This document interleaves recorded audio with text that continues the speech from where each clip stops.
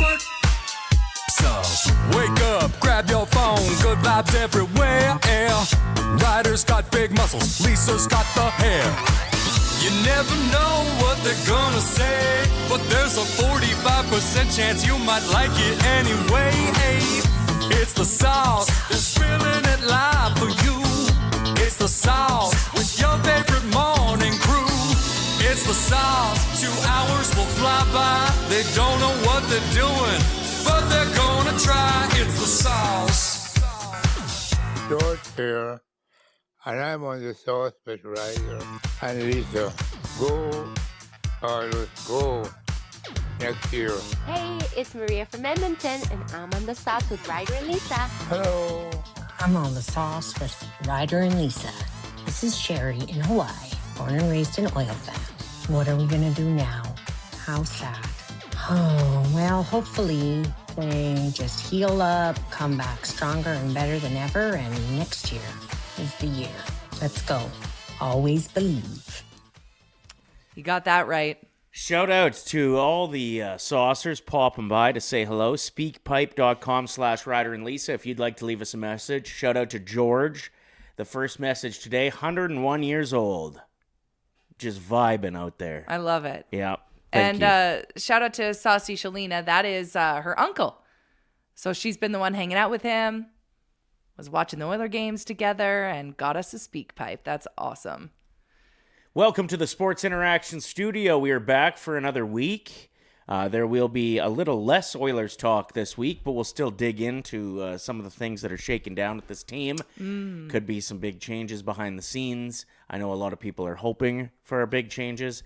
Can you imagine how much that would suck if you were just trying your best and then people were like, damn it, I want someone else in that spot? Yeah, but you got to think of are you talking about coaches? No, I was talking about you. Just kidding. Yeah. Coaches, GMs, like any of the guys, players that people are like, get rid of him. Yeah, that sucks. It would just be like It would hurt. hard to swallow, I think. Update on my life, still coughing. So Uh-huh. it's been good. I got an inhaler. It's kind of helping, not really. It's been super fun to be around. I've actually learned how I just stop mid-sentence while she's getting ready to cough and then continue like nothing ever happened. It's Yeah. just saying. What day are we on? It Monday. wasn't last Thursday, but the Thursday before is when I started. Remember the day? It was the Wednesday before that I was like, I think I'm hungover from my melatonin. No, my immune system was just failing. That's how long it's been. They call it the 100-day cough. Who calls it that? I don't know. It just you call it that. I saw it on TikTok. So Okay. we still got lots of coughing to do. I'll be coughing at the altar. I won't even be able to say I do. It'll just be like I do in a coughing fit. Where's my inhaler? That's over 2 months away. If you still have a cough, you should maybe 100 just days. walk into the sea. 100 days. Start drinking whiskey. I'm telling you, it helps. Look at me go. True. You are thriving. I'm a champion. We got Mr. Burns asking, did you get tested for COVID? No. It never felt like it was anything like old COVID. It's giving bronchitis. Yeah. Yeah. Anyway. So that's what's new with me. What about you guys? Well, I had a big day yesterday. Made my debut on my new slow pitch team, the Sweaty Balls. That's your team name? Is this just a bunch of like 45-year-old men that think they're hilarious? No, it's a co-ed team. Oh, good. Yeah. And so why are we going with sweaty balls then? I don't know. It's a long-run organization. I'm a new addition to the team. So these guys have they've had 7 different eras of jerseys. Wow. Which goes to show how long the team's been around. Last year, they traveled as a team to Mexico to play in a slow pitch tournament in Mexico, and they had tropical jerseys made up for the Mexico trip. Cool. Yeah, the Sweaty Balls. And they welcomed me with open arms, and I went 7 for 8 at the plate, and it was windier than shit, and I only walked one person, which I think is even a bigger accomplishment than Wow. going 7 for 8. Okay, you savage 2.0. Well, it's just It's nice to make a good debut. 'Cause Totally. Everybody's like, wonder Who's what the this new guy? this new pitcher's all about. Yeah, nobody likes change. So that's a really good first impression. Good for you. This win can actually F off, though. Yeah. Can we have one good day? Anything. I mean, Saturday was perfect. Oh, yeah, Saturday was pretty good, but short-lived. Also, happy Star Wars Day to those of you that celebrate. May the 4th be with you. May the 4th be with you. Yep. I wanted to talk a bit more about slow pitch, but you moved on pretty quick. That's fine. Ryder, we can't have a summer full of shows of you just talking about your slow pitch games. Reese has been playing men's league hockey Yeah. for months. He doesn't roll through here bragging about how many goals he got. He would if he was sitting here trying to fill 2 hours. He'd bring it up. True. Reese, how are you? I'm good. How are you guys? Pretty good. Pretty good. See? We could have filled this air with some stats about rec league. But you know what I did do this weekend? Tell me. Go on the golf course. Oh, yeah. How How was did the it? game go? Awesome. I did not golf very well, but it was awesome to get back out there. It was also the same windy day. Oh, boy. So, yeah, it wasn't ideal, but Was the super wind at nice your to get back, back out. at least? Was it For like... one hole, Yeah. it was on my back, which was awesome for that Uh-huh. one hole, but the rest of it was tough. I always hate when on a breezy day you finally get to a hole where you're not against the wind, it's with you, and then you screw up that shot. That was those what are it- the ones that are so important. That was what happened to me on my first, because the course we play, it just has 9 holes. Yeah. So then when we get back, we're like, yeah, we're going to do another 9. On the second 9, I was able to hit a nice drive. The first one, flubber. It's kind of nice playing a 9-hole twice because you learn it so quick. You're like, Yeah. ooh, Let's try again. I like where that pin was. I made the mistake last time of putting it on the back of the green. I You want can to just find your lay ball. up short. Yeah. Until you get back there again and you do the exact same thing over. And it's Yeah, like, yeah. wow, this actually sucks. Mentally, you can make those adjustments. Whether it works physically or not, who knows? Did you get a glizzy at the turn? No, actually, we didn't. But What? men's night kicks off this week, and we get a hot dog every 9 holes. Oh. It's pretty awesome. Speaking of hot dogs, our good friend Hunky Hamill, who we had on the sauce, he's trying to be the person in the family to eat the most hot dogs this year. He just reached 100 hot dogs over the weekend. And I believe they would have started that like January 1st. It's pretty impressive. He had 12 hot dogs in one day recently. He's going to his doctor. He said he's going to go get blood work done, make sure that it's not like screwing him over. Can you imagine actually dealing with lifelong health complications because you were in a hot dog eating contest with your family? And there's no prize. It's just who can eat the most hot dogs in a calendar year, right? Mm-hmm. Is that how it works? There's no money to be made. It's just bragging rights. So he had 100 hot dogs in 123 days. Yes. And 12 in one day? Yeah, recently. To try and get to that 100 mark. Crazy. I mean, I had 2 on Thursday. And that last felt week. like a lot. That felt really weird. That all I ate all day that day was a hot dog for lunch and then a bigger hot dog for dinner. Speaking of beef, should we talk about what's happening in the mascot universe? Oh, like beef with each other. Yeah. Yeah. And coming out of hot dogs and saying, let's talk about beef. Most aren't 100% beef wieners. Those are the only ones I like. You know, if you get a glizzy at the turn, that's pork. Well, And maybe mixed with a bit of beef. okay, but I just tell myself it's 100% beef. And hoof. Stop. Well, And buttholes. I'm losing my voice. no, you're not. Yes, I am. No, believe in yourself. Believe in yourself, yeah. You know what song stuck in my head? Against the Wind. Bob Seger. That's true. Okay, so one more story about slow pitch. Pardon? One more story about slow pitch. Oh my God, good. So I can suck on this. That's what I'm trying to do. I'm trying to save you over here. I got my trusty pile of halls. So, after the first inning, we played the team yesterday that has won the league numerous times, including last year, the defending champs. And after the first inning of me pitching at them, they came over. The one guy said, "Wow, you guys have gotten a little younger this year."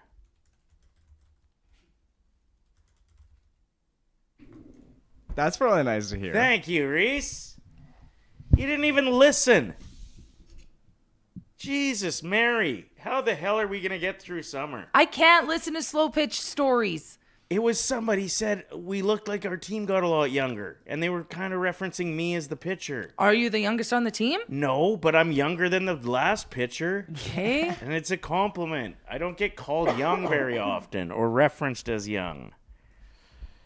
Thanks, everybody in the chat, for defending me. I will say, one of the comments that we get on the regular on our Instagram when we have throwback pictures is that we look the same from a decade ago. That's a compliment. Sweet. I'll take that. We got TO7 saying, is a Ryder retired from the Ellerslie slow pitch league? Played against him last year. Yes. I was sick of organizing the team and constantly scrambling for players. Turfed the Cannons. They no longer exist. Joined Sweaty Balls. Oh my God. We're still talking about this? It's free agency season. This is the off season for hockey. What are we going to do? Talk about the mascot drama. Listen, it's really good. I got traded. Organization to organization. That is noteworthy. Thank you. That'll be it. It kind of sounds more like you left. Or they would like stopped answering your calls. No, I folded the team. I was in charge of it, and I said, no more of this bullshit team. I'm sick of sending out 45 texts every game day looking for players. Done. Ellerslie slow pitch league, though. It's a good league. Great diamonds out there. Okay, let's talk about the beef. Go ahead. Okay. I don't have a voice. Yeah, you Why do. am I here? Because I love it. Well, listen. You can't do two things at once. One, unable to speak. Two, constantly chirping what I'm talking about to try to fill time until you get your poop in a group. That was a valid Thank you. moment. I feel you, Ryder. Thank you, Devin. Okay, I can't talk too loud because I'll lose my voice. First of all, let's start with Anaheim's mascot, Wild Wing, chirping us in the comment section of our Instagram. Move on. Yeah, we're getting a few celebrities that are coming at us these days, but including, like you said, the stupid mascot. Look at this. If you're watching live, Wild Wing wrote LOL underneath our video about the Ducks after we were eliminated. He took time to go back and comment laugh out loud. Hunter, can you do something about this, please? Hunter's just down at Rogers Place sliding on banisters, having the best time ever, doesn't even know playoffs are done. Yeah, I have a feeling Hunter is already on vacation. He was probably at the golf course with Reese. Just getting his abs tanned. We need you to defend the Oilers, Hunter. Their mascot is laughing at us. Uh-huh.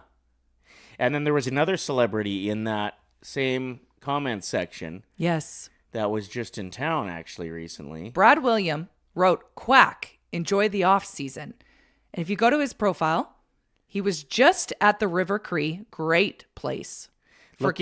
He was at the venue, which is where they have a bunch of concerts and stuff. Watch him coming out onto the stage in a Ducks jersey here in Edmonton.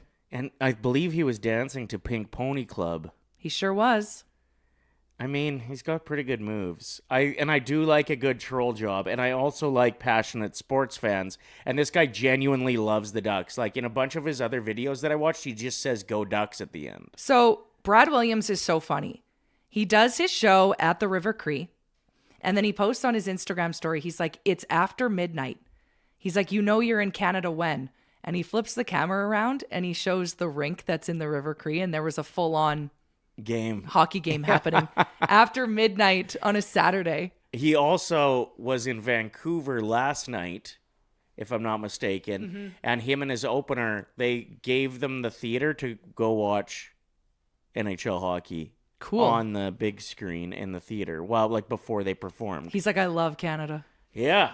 So, I mean, I'm mad, but we will welcome him into the show the next time he's in town. So that's the first mascot beef that I was not happy with. Okay. But let's move on to things that are not our problem, that are funny to watch from afar.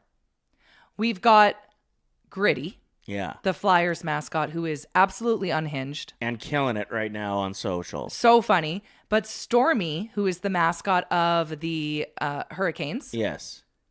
chirped Gritty so good on Twitter the other day. Almost offensive. Like, this is borderline inappropriate. So Gritty writes round 2 with his crazy eyes. Okay? Then Stormy comes through, retweeting it and quoting it saying, "Welcome to hell, you Muppet reject." That's, see what I'm saying about, like, that's almost too far. That's inappropriate. But bring it on. Like, I live for this. This is my Bravo universe. It is. It's the Bravo universe for sports fans. And we get to just watch it. We don't have to be as stressed. Right. Well, what would Hunter do in this situation? Oh my God, show his abs and then not actually do anything? Yeah. Bang a drum in the corner? I don't know.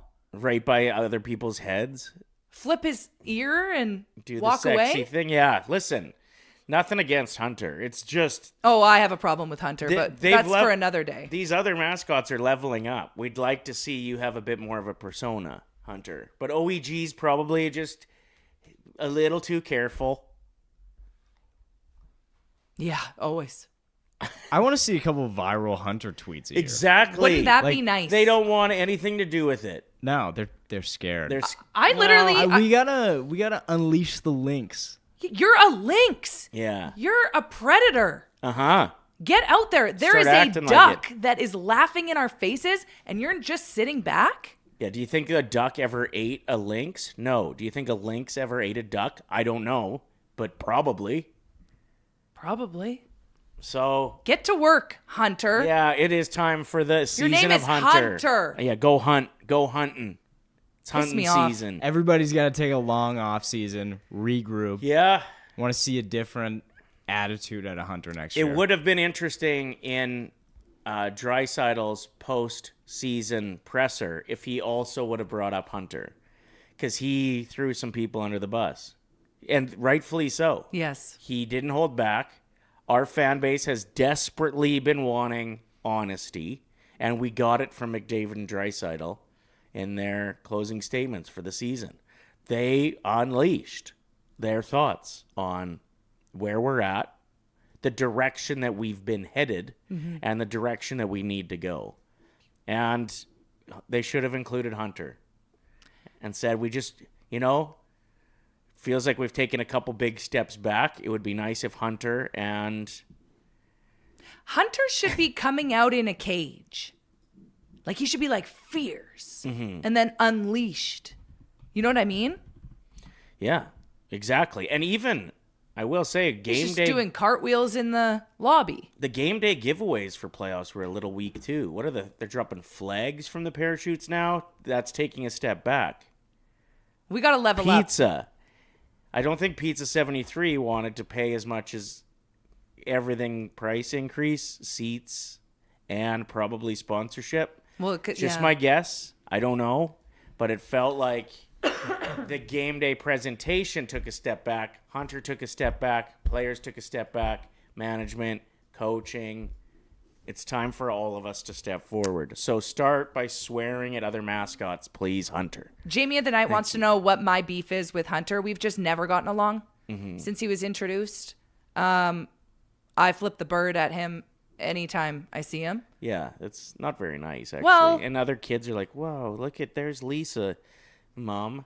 I'd love to meet her. And then they just see you giving the middle finger to their favorite mascot. It's actually pretty inappropriate. Like, I can say that we can ask Hunter to be better, but we don't need to be giving him the finger. Okay. You know? Bring back the oil derrick entrance, says the Southpaw. Yeah, sure. Let's get into that with the chat. What would you like to see next year? Lance says they can't. The league won't approve the use of pyrotechnics in Rogers. Okay. Interesting. But why do you need the pyro too? Why couldn't it just be lit up like a Christmas tree? All we're saying is we're watching these other teams from afar, and we're a little bit jealous. Gritty is insane, but in the best way.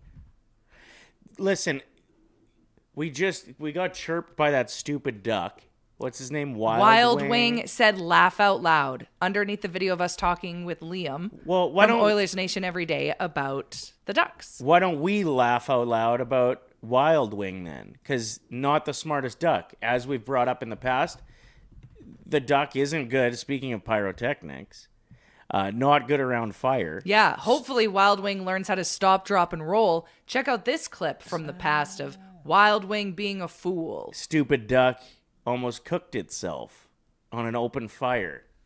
And Reese is going to find that. Probably smelt delicious in that arena that night. I bet. I would have ate duck. I actually have been meaning to eat duck. We should have done that last week on the show. That's terrible. What? Could have had duck wings. Stupid duck. How we looking, Reese? Did it Sorry, everything is just sideways for me right now. It disappeared on you? No, I haven't. He's got it. Can't blame Mercury this time. No. Although there was a full moon on Friday. How'd that affect all of you? The flower moon. Apparently, the design of Rogers means they can't do the oil derrick thing. Okay, but they could figure out something, couldn't they? Like, there's got to be a way. Even if you put it... We've got the band, you know? Yeah, but people want the oil derrick, is what I'm saying. I'm just saying, like, they're going other routes for entertainment. Get the oil derrick back in some facet, though. Do they have it? They have one in the... Is that the one? I don't know. In Ford Hall? Maybe. I think it is. It is the old one, hey? I'm pretty sure. So I guess you could have people walk through it. That could be an upgrade. Like if you moved it inside security and people had to walk through it after security. Yeah. That's kind of fun. That would be awesome. Drunks would climb it. True. Drunks would climb it. Okay, let's all watch collectively this idiot duck, the mascot of the Anaheim Ducks, that wrote laugh out loud under a video of us recently. During the Ducks season opener in 1995, Wild Wing attempts to jump over a wall of fire before getting his foot caught in the trampoline, causing him to miss the jump. Moron. Leg on fire. During the Ducks Idiot. Fool. LOL that, cooked duck. fire before getting his foot caught in the trampoline, causing I will give a shout out to whoever turned the fire down real quick there. I don't know if they did. I think he just put it out because his But, whole like, body lands on it. I know, but yeah, he probably just put some pressure on the old gas hose there. Bully. That's called karma. Yeah, don't be LOLing at us. He's trying his best, says Lance Kane. No, Lance, we don't take the side of Wild Wing. If you missed it, he just made fun of us on our Instagram. We won't be dealing with that. What else would you like to see at Rogers Place next year? I'll start. Ooh, this would have been a good 3 stars of anything. We're going a different direction with that. I'll start with cheaper tickets. Why not? You're making so much money. You're making so much money. But you've alienated, 75 to 80% probably of the population in and around Edmonton because the ticket prices have just gotten unhinged. And every year for them to go up at the rate that they're going up, like, I get it if you were trying to figure out how to keep an organization in your city and you had to make some increases to do so. But that's not the case. We're the 3rd most profitable sports organization in North America. Why do you continuously come after the fans for more and more and more? I understand slight adjustments, inflation bumps, but they've gone. They've missed the plot. And like even that first round of playoffs, they had a rough time selling out games. Mr. Burns 91 says our superfans are canceling their season seats. That's crazy. I've actually seen 2 people now on Instagram grieving after going to their final game after having season tickets for like a decade. And Mike D makes a good point. We win, tickets go up. Sure, justifiable. We lose, tickets should go down. That's right. We are a first round exit team this year. That is not a cup contender at this point right now. I mean, I think we will be by next year, but based on recent past, not a cup contender. Snuck into playoffs, lost in the first round. Adjust your prices accordingly. Like, I split tickets with 4 other guys, and we considered quitting ours too. And that's only 1/5 of season tickets. And it's just gotten ridiculous. Like, I know super passionate fans that chose not to get the playoff packages this year. Saucy Justin, who's a huge Canucks fan. Canucks finished last, and their season tickets went up. It's disgusting. That's crazy. Again, it does make sense with inflation that you have to adjust tickets. We can't have the same ticket prices as we had in 1994. The world is different. But outpacing inflation is a little bit ridiculous, especially when, like Leon said, the team has taken some significant steps backwards. Yeah. So that's what I'd like to see, is reasonably priced tickets. Even if you had reasonably priced ticket night and like season ticket holders were not allowed to buy tickets to that game. And so you just get a whole new crew that have access to the game. Yeah, and like getting to have that experience for the first time. I get why there are a lot of sports fans in the city that have really truly decided to embrace the Oil Kings or The the Stingers Elks. start on May 9th. Yeah, the Elks, the Riverhawks, the Stingers. You can still be a very big fan of a team and not have to pay $280 to get into the building or whatever, depending on where you sit. Anyway, that's one thing that we'd like to see at Rogers. Keep the comments coming in, and we'll touch on that a little bit later in the show as well. All right, let's get to our first guest of the day. This is exciting because this upcoming weekend is Mother's Day. If you didn't know that, this is a good heads up to start prepping to spoil a mother figure in your world, or just to pay tribute to one, remember one, do something special this upcoming weekend. We have the wonderful Layna here in studio from Kaleo Collective. What is happening? I mean, already you guys are preparing for Mother's Day. What do you have on the go? We get ready for Mother's Day. We think about Mother's Day a lot because we serve single moms and their kids. And of course, a lot of single moms don't get recognized on Mother's Day, especially if they don't have a partner or a family member or somebody like that to do that. So we try and be really thoughtful and mindful about how we honor and celebrate single moms at Mother's Day. So this year, we are sending single moms everywhere Mother's Day cards. And we can hope that the community will help us make sure that all of the moms that have requested a card for Mother's Day get one. And so you could go onto our website, so loveyoumama.ca, and you can pick a card. I actually brought 2 of them. So these were cards that are created by some of our Kaleo kids. And so we'll take the message that you send online and we'll put them onto the postcard, and we'll get them in the mail for single moms so that every single mom gets recognized this year. So you guys are doing all the work. Like, all people have to do is go online, type it out, submit it, and then you guys are writing it out and putting it out in the actual physical mail. Yes, and volunteers actually come and help us because we've had so many. It's been so beautiful.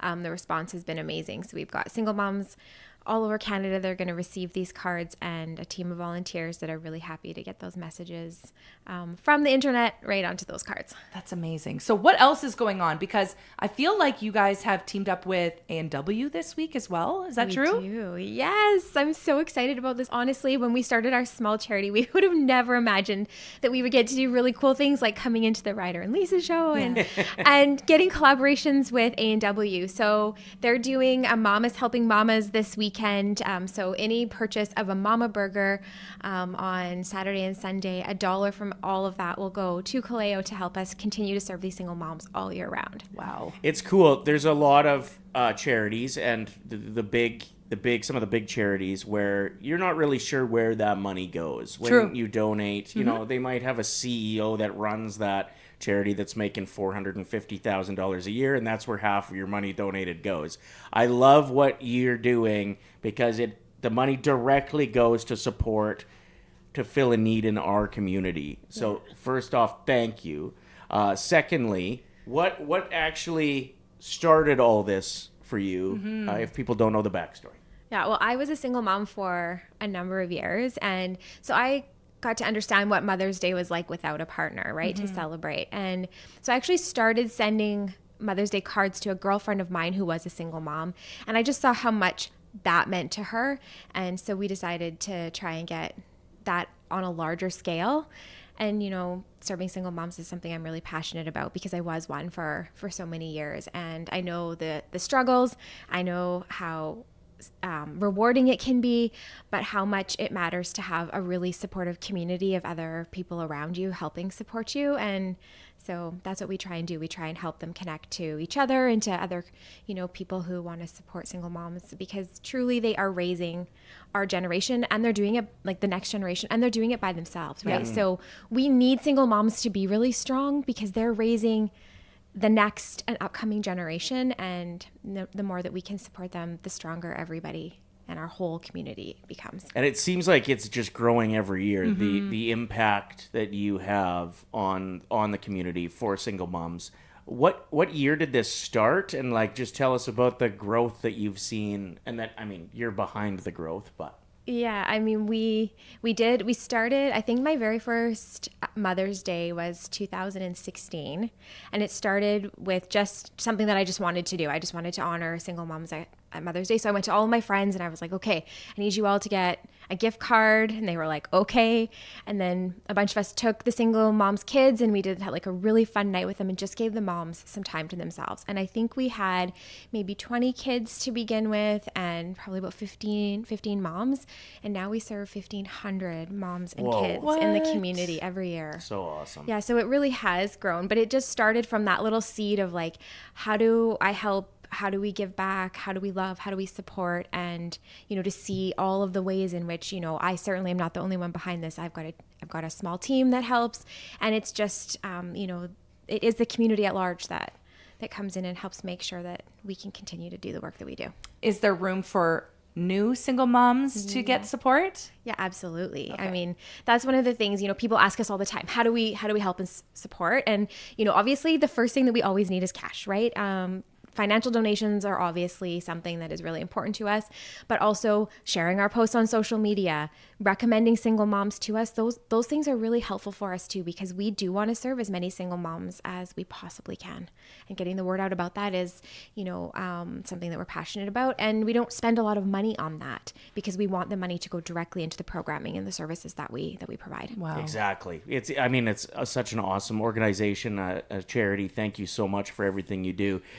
It is cool too, like when you're sharing and getting the word out that somebody shared something that somebody from A&W saw, and then they took it up the chain, and all of a sudden you have this amazing opportunity this weekend with a bunch of money that's going to be raised, and people just get to go and eat burgers.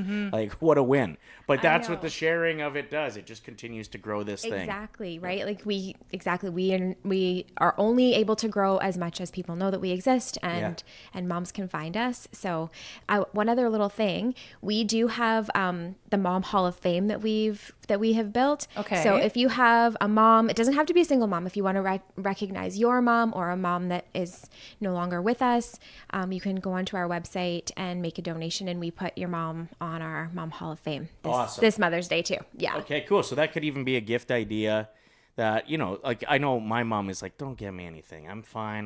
Don't get me anything. Right. And then I do get her flowers and she's pumped, but she says she doesn't want them. But if you have a mom that's like adamant that you don't need to get her anything, put her in the Hall of Fame and let her know that, you know, her presence inspired you to make a donation to a great charity. Well, our viewers, our Saucy Posse, are amazing. They come through and do amazing things for the community. So give us that website one more time for people to go and send out Mother's Day cards. Okay, so it's Love You Mama, spelled MAMA.ca. So loveyoumama.ca is where you can go to make a card.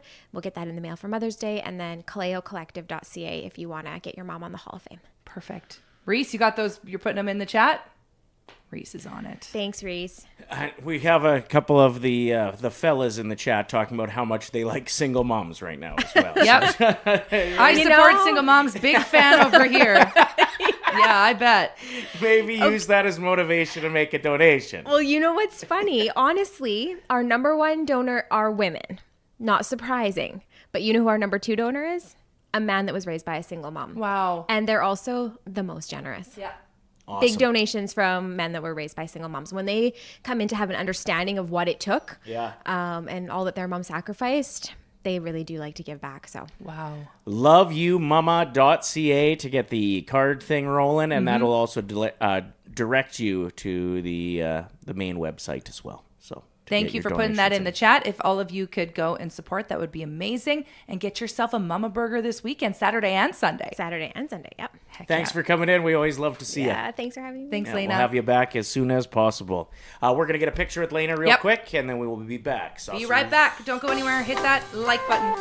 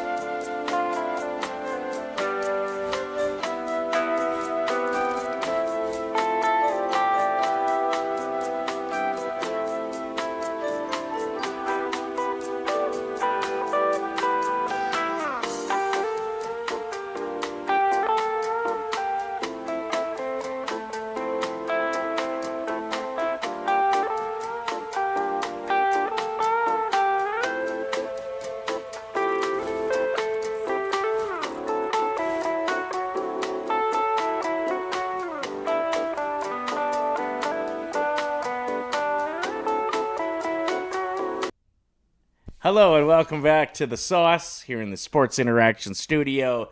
Pumped that you're here with us. We were talking a little bit about ticket prices for the Oilers, something that we'd like to see at Rogers Place, and maybe it is an opportunity for first-time fans to go and check out a game at a reasonable price. And I thought a first-time purchaser night that Saucy Amber suggested, so easy to do with the Ticketmaster app now, do it.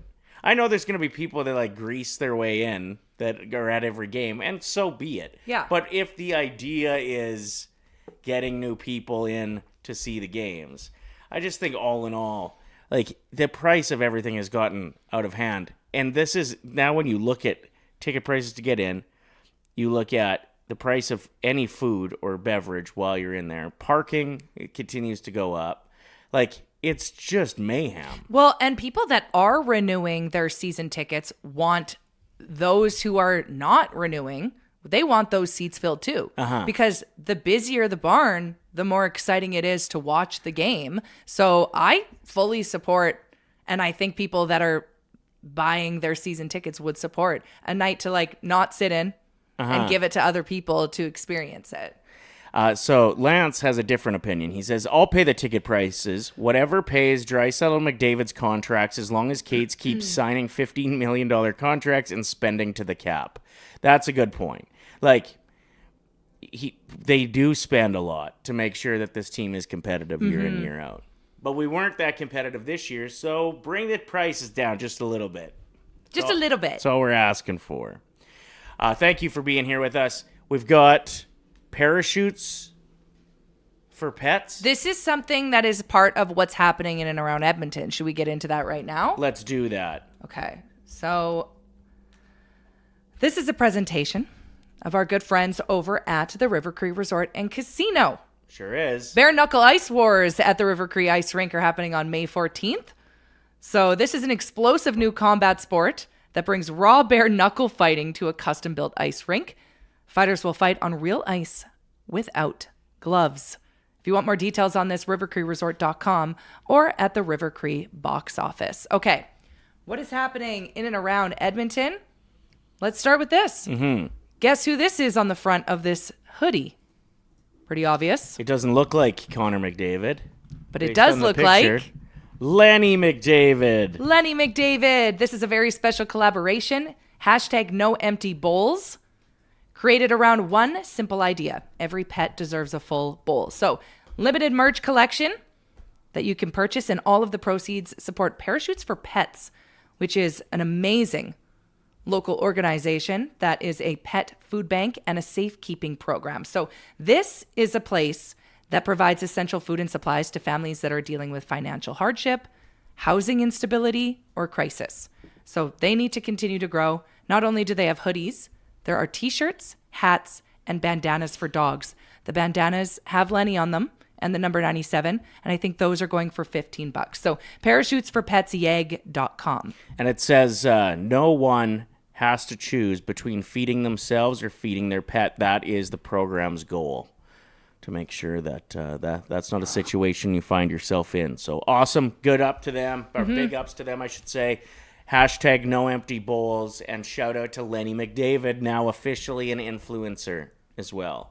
It was about time. Do you think Lenny's getting paid? No. Not for this, but bet other that- things, yeah. Yeah. Maybe Lenny's getting paid. That'd be sick. Hopefully Lenny donates it back, because no empty bowls is important. True. What else is happening in and around Edmonton? May 9th, we were just talking about this. The Stinger season starts 1:30 p.m. at the Expo Center. And our last story, K-Days performers have been announced. K-Days 2026 will run between July 17th to the 26th, a 10-night concert lineup with headliners, including Ty Dolla $ign, Mother, Noah Cyrus, and The Beaches. So there are ticket promotions on now.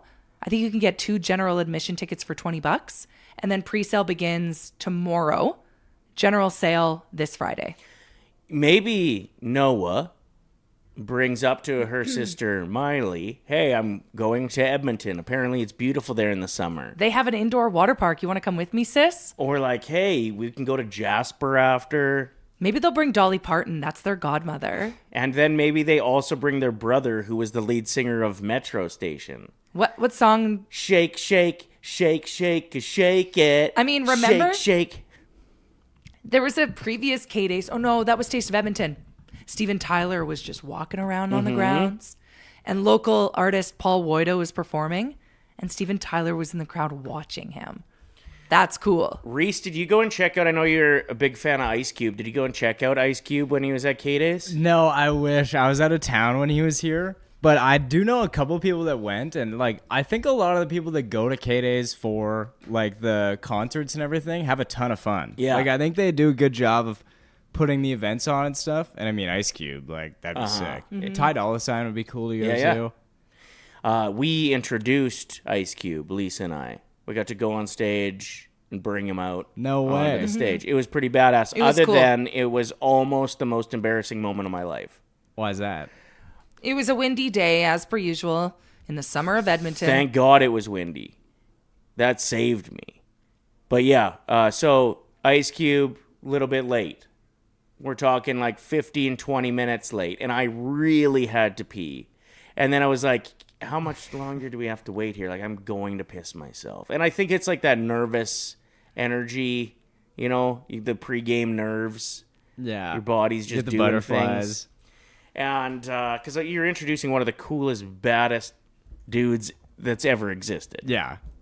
So I end up running to the outhouse to go pee before we introduce Ice Cube. I come running back, and as soon as I opened the door from the outhouse and I felt the wind, I'm like, oh no. I put it away too soon because I was hurrying. And you had tanned, Gray jeans. Gray jeans like on. light gray. I look down, and there is a piss stain the size of a Frisbee on my pants. Like, It was bad. It was a small Frisbee. But I would say like a piss stain like that. And Lisa's super anxious. There's no way I could convince her to go up and do it by herself. There was a moment where he's like, I think you have to introduce him by yourself. And I went, no, no, I don't want to do it. So then I'm torn with options. Number one was, do I tie a sweater around my waist and Super gangster. Super gangster. Unk energy times a million. Yeah, true. To introduce Ice Cube and this fat, bald white man with a sweater around his waist is the best Edmonton can do for an introduction. He'd probably be like, I'm not performing here. Yeah. So that was out. The other option was go crisscross. Like the hip-hop crew from the 90s, and they wore their jeans backwards. And just to flip my jeans around and like pretend it's coming back. Yeah, it's pretty gangster. Luckily, The windy day saved me. Not only I did just the windy stood day- dick face in the wind. it wasn't just that. I think that a lot of performers are notorious for being late. And he was chilling. Yeah. He did not come out at the time he was supposed to perform. Luckily, the wind did its thing. And then we got up there and it was awesome. Lance Kane just reminded us in the chat. Remember when someone threw a shoe at him, though? He got hit with the shoe and threatened to stop the show. I don't remember that. Well, do you remember the fence collapsing? Mm-hmm. Fans were rushing the stage. It was kind of scary. The VIP section fencing came crashing down, and like everybody just rushed, and he didn't seem to care. He just went for it. Oh, it's just another concert for him. I guess. He's True. seen some stuff. Yeah, Totally. yeah, for sure. That was nothing for him. Mike's suggestion, maybe if this ever happens again, Yeah. obviously the right move is to completely soak your jeans so they're all one color, Ryder. Oh, that wouldn't have been the worst idea, actually. To just get a bottle of water and pull. People Yeah, be but like, then why? you would have been sitting there for like 15 minutes being like, why'd I dunk my whole pants in water? Yeah, Didn't your mom say that's what they used to do back in the day? They would wet their jeans to get them on. squeeze into them because they were so tight. Mom was partying in the 70s, and Mm-hmm. their jeans were so tight she'd have to wet the jeans so they'd stretch and put them on, and then she'd use a hairdryer to...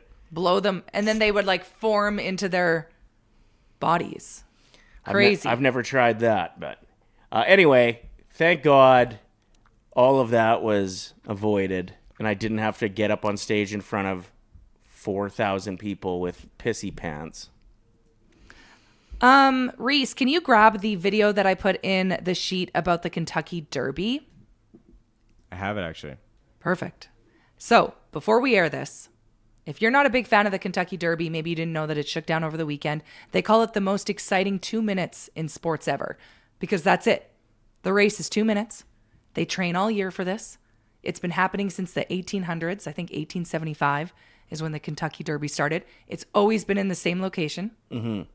Big hats. It's one of the coolest sporting events as far as tradition goes that exists. Like, it would be one that would be on that bucket list of things. If you're a true sports fan, Kentucky Derby is probably on your bucket They list. sell over 100,000 of these like whiskey drinks that are really popular at the event. So you would fit right in.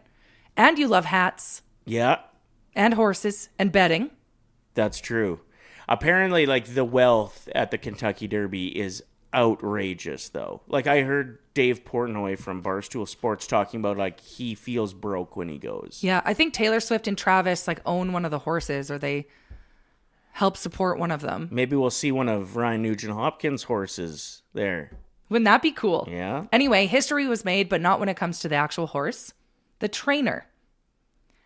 First ever, Cherie DeVoe, the first female trainer to win it all. So history was made. Golden Tempo was her horse.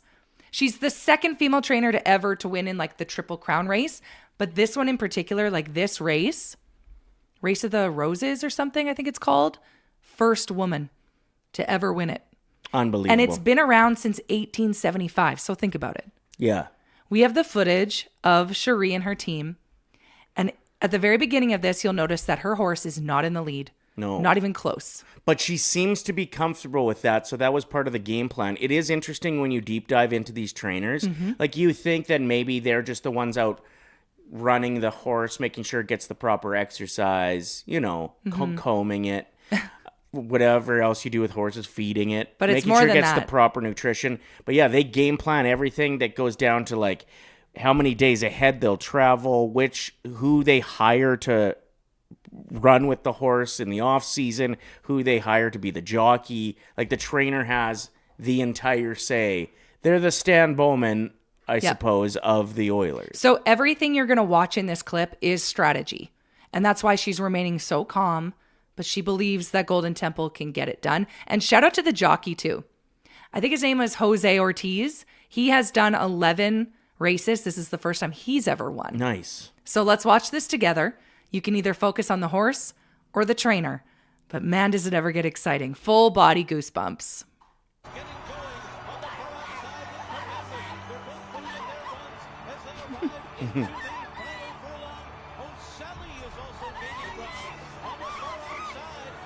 So the arrow is over her horse.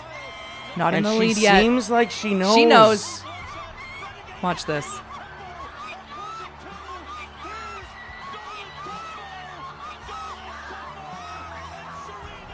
It makes me cry.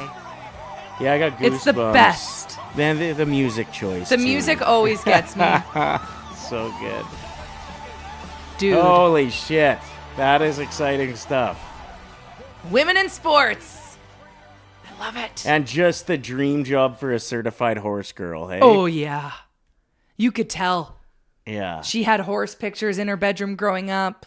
Like that has to be the dream job for somebody that grew up around horses and just loves them, is to like be the trainer, especially the first ever female trainer to win the Kentucky Derby. It's so cool. Yeah. And in a male-dominated field where I bet a lot of the other trainers were like, okay, good luck, Golden Tempo. Uh-huh. Some of the storylines with horses are kind of cool, hey? Like the names come from the stud, I think is how it works, but the names are always just slightly tweaked. So like if you have a long generation of racehorses and the first one was named like Coffee Beans, the next one will be like Mocha Beans, and then the next one will be Beans from a Flower, and then the next one will be Oh, I didn't know that. kidney beans. Like they keep the names going through these horses. Like my uncle is a professional horse cutter. Like not like thank God. That'd be a weird uncle. What is a cutter? They shape their shoes? No. Shoehorns? No, it's like a sport. So horse cutting is Excuse me. you'll have a group of calves, and then the horse cutter will come out on the horse and get one calf away from the herd, and then they just have to try to keep it away. So they like dance with their horse as the calf's trying to get back Oh, I don't to like his that. buddies. I No, don't, they don't. No, that poor calf just wants to be with its friends. Yeah, he gets back there eventually. Like it's just a 1 minute competition or whatever it is. Reese, if you could try to pull up like horse cutting off of YouTube or something, we'll show you. But I know that my uncle's horse line was like Character Eyes was the one horse, and then the next was Character Heart, and then the next one was Okay. Character. So he'd always just had character in the name of the horses. So if you're wondering how the hell did they get to that name, quite often it has to do with Generations. the bloodline. Yeah. Something cool about this Kentucky Derby too is there wasn't a specific horse that was like projected to win. Right. So it was so mysterious going into it. The one that people were like, oh, this one will probably win, ended up having a leg injury. So everything was coming up Golden Tempo. And what was the Golden Tempo odds? Let's see. Not high. Not even in like wasn't even in discussion prior to the Kentucky Derby. And Whoa, 23-1 odds. so imagine betting on that. That would be so incredible. And then there was footage of Golden Temple after winning, and they wear that like special blanket, the winner blanket, and it was having a nap. It deserved it. Yeah, they get love treated it. pretty good when you become that big of a deal. Golden Tempo is a great name for a horse too. Super cool. So shout out to Cherie DeVoe, probably having a really good day today. We should maybe link up and do some more horse races, go live out there, take our show out there for a few. They're always fun. They always do like theme nights too. Yeah, like maybe we should have a sauce party out at the races. yeah. Okay, we will try to do our best to get a hookup going for that. That'd be so sick. Yeah. You have to wear a fun hat. Yeah, let's fun hat it and even party bus it out there. And back. Sauce night out. Who's in? Put up a chat, Reese. Who would be interested in a saucy night out at Put the up races? a chat. Or put up a poll in the chat. As I got him working on something entirely Yeah, different nice as work, well. Ryder. Well, I think you were so interested in what horse cutting was. It is like a lesser known horse sport. I thought people might be interested in seeing it. How's my voice doing? You sound great. Again, happy Star Wars Day to all who celebrate. Franchise been around since 77. May the 4th be with you. I've never made it through a full Star Wars movie. We know. That's insane. Pretty wild. Golden Tempo is the name of a slot machine, too. Wonder if that was the inspiration. Oh. Yeah, it seems like there are very big vibes for a night out at the races. And the vote is now up. And we've got 100% saying hell yeah. All right, here is horse cutting. Is it going to make me sad? So this calf is trying to get to his crew, and the horse just... No, chill, Lisa. It's just like playing tag with your dog. He's just motoring around, and the horse is just like, do-do-do-do-do. And then... How long do they do this for until he wins something? Oh, it's going to get back to its crew. Good. No. No! It ain't. I don't like that. Get over it. It's probably like the least dangerous sport out of any rodeo sport for an animal. Look at how safe this is for the animals. In comparison to... You like horse racing. You almost cried about the Kentucky Derby. They're whipping the shit out of those horses to get them to run. Don't tell me that. Well, what? And this is too much that they're just playing? I don't like any of it. Anyway, pretty amazing what they can do with the horses. That one decided to have a little rest. This is the 2020 world's greatest horseman. All right. See how much he cared about his horse there, looking down at him?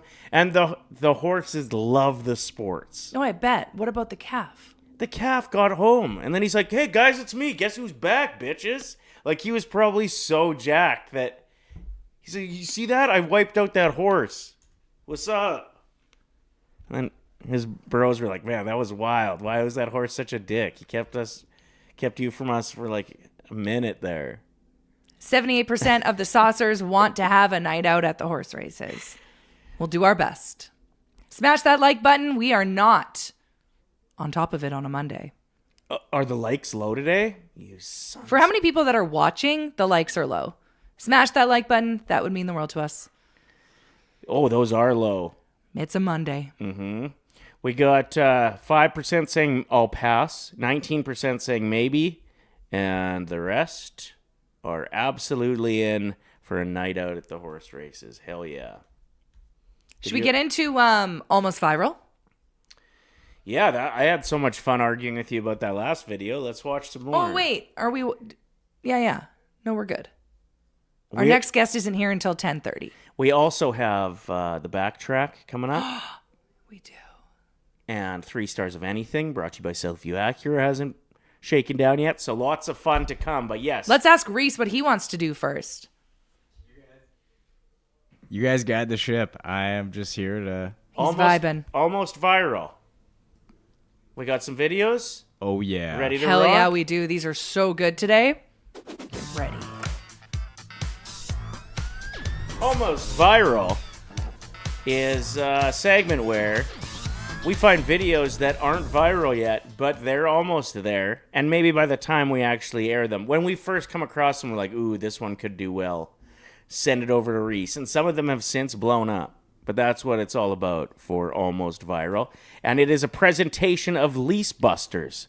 It's basically a marketplace for lease takeovers. Lease Busters matches people who want out with people who are looking to get in. If you've got a vehicle you don't want anymore, don't fight it. List it on Lease Busters and move on. For more information, check out leasebusters.com. Almost Viral. Let's do this. Can we, Alicia, I hate you to the Chinook brothers. Can you say what? I hate you to the Chinook brothers. Who's the Chinook brothers? From the USA? Wait. Oh, the Kachuk brothers? Yeah. Yeah, you can say that. That's the only time you can use the word hate, okay? Can we...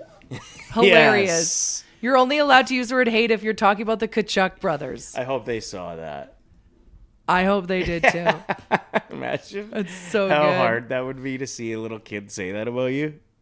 We could say it when we talk about the Kachuk brothers, though, right? They do like Sure. playing the heel, though. I'm sure they'll be fine. They'll sleep easy, even if they come across it, but I'd prefer if they didn't. Mm-hmm. All right, next up. This is how they get their dog to take their pills. Watch this. Oh no. Genius. Oh no.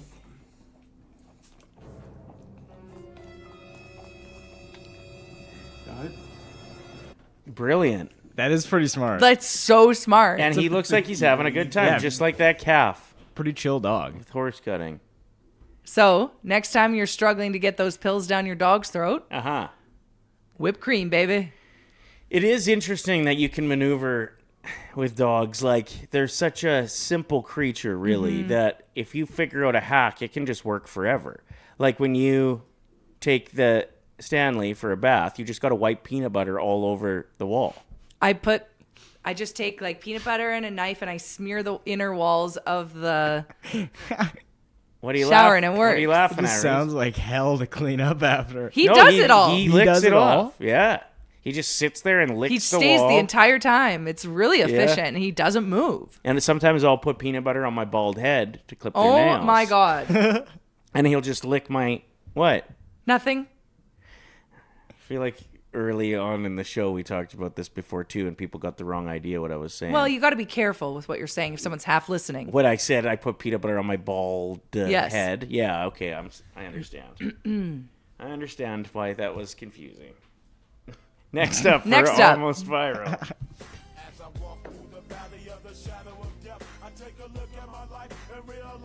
Okay, that is so funny.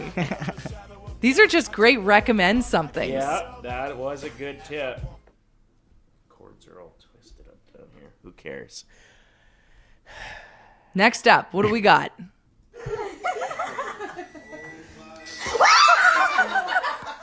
It's cheese. Spider-Man. This is another good recommend something. If you run out of the spider web, Yeah, think just of put the cheese in it. smell of your house in your body. I would just after, open my though. mouth. Also, you can't trust kids if they get a laugh the first time. Oh, yeah, that you're kid's done. going through the whole cheese can, and then every time he's ever bored, he'll look at you and go like, "Spider-Man cheese," you know. You gotta be so strategic with your laughter around a toddler. Like even the first swear word that comes out of your kid's mouth, they stub their Don't toe and drop react. the F-bomb. If you laugh, that kid's a swearer for the rest of their life. It seems really hard for young parents to not react when their kid falls. Because if you react, then they start crying. So you gotta like switch your to good catch. Or like something so they don't have an emotional reaction to it. Because they look at you after they fall for your reaction first. Toddlers are just like dogs. They can easily be manipulated. Maybe try the whipped cream hack with your toddler. Yeah, if your kid doesn't like having a shower or bathing at night, just wipe something that they like, Nutella, all over the wall in the tub. And they'll Perfect. just go in there and clean her up. All right, next video, Reese. For today's challenge, you're going to toss a sandbag to release a sandbag. Then This you're is gonna me. Slither through the sand until you reach a sack of sandbags, collecting sandbags along the way. One player will climb to the top of those sandbags to retrieve a bag containing 2 small sandbags. You'll then use those sandbags to get you to the top of a tower. Then leap up into a pile of sandbags. At any point, you touch sandbags, you're out. This First would be 2 me. tribes to finish, win reward. Want to know what you're playing for? Yes, we do. The winning tribe will leave here and be taken to the With pile of heavy sandbags. Yeah, this is you. Because if I were on any game show, I'd have to be like, can you repeat that? What do we do again? I've never understood how people, I guess they make it onto game shows for a reason. They don't have to hear something more than once and they just figure it out.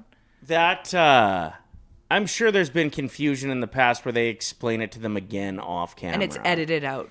But yeah, even like explaining go fish to you. No, I know go fish, I think. lose you after the go part. You know, before I even get to the fish part, Lisa's zoned out. I hate card games. I wasn't listening.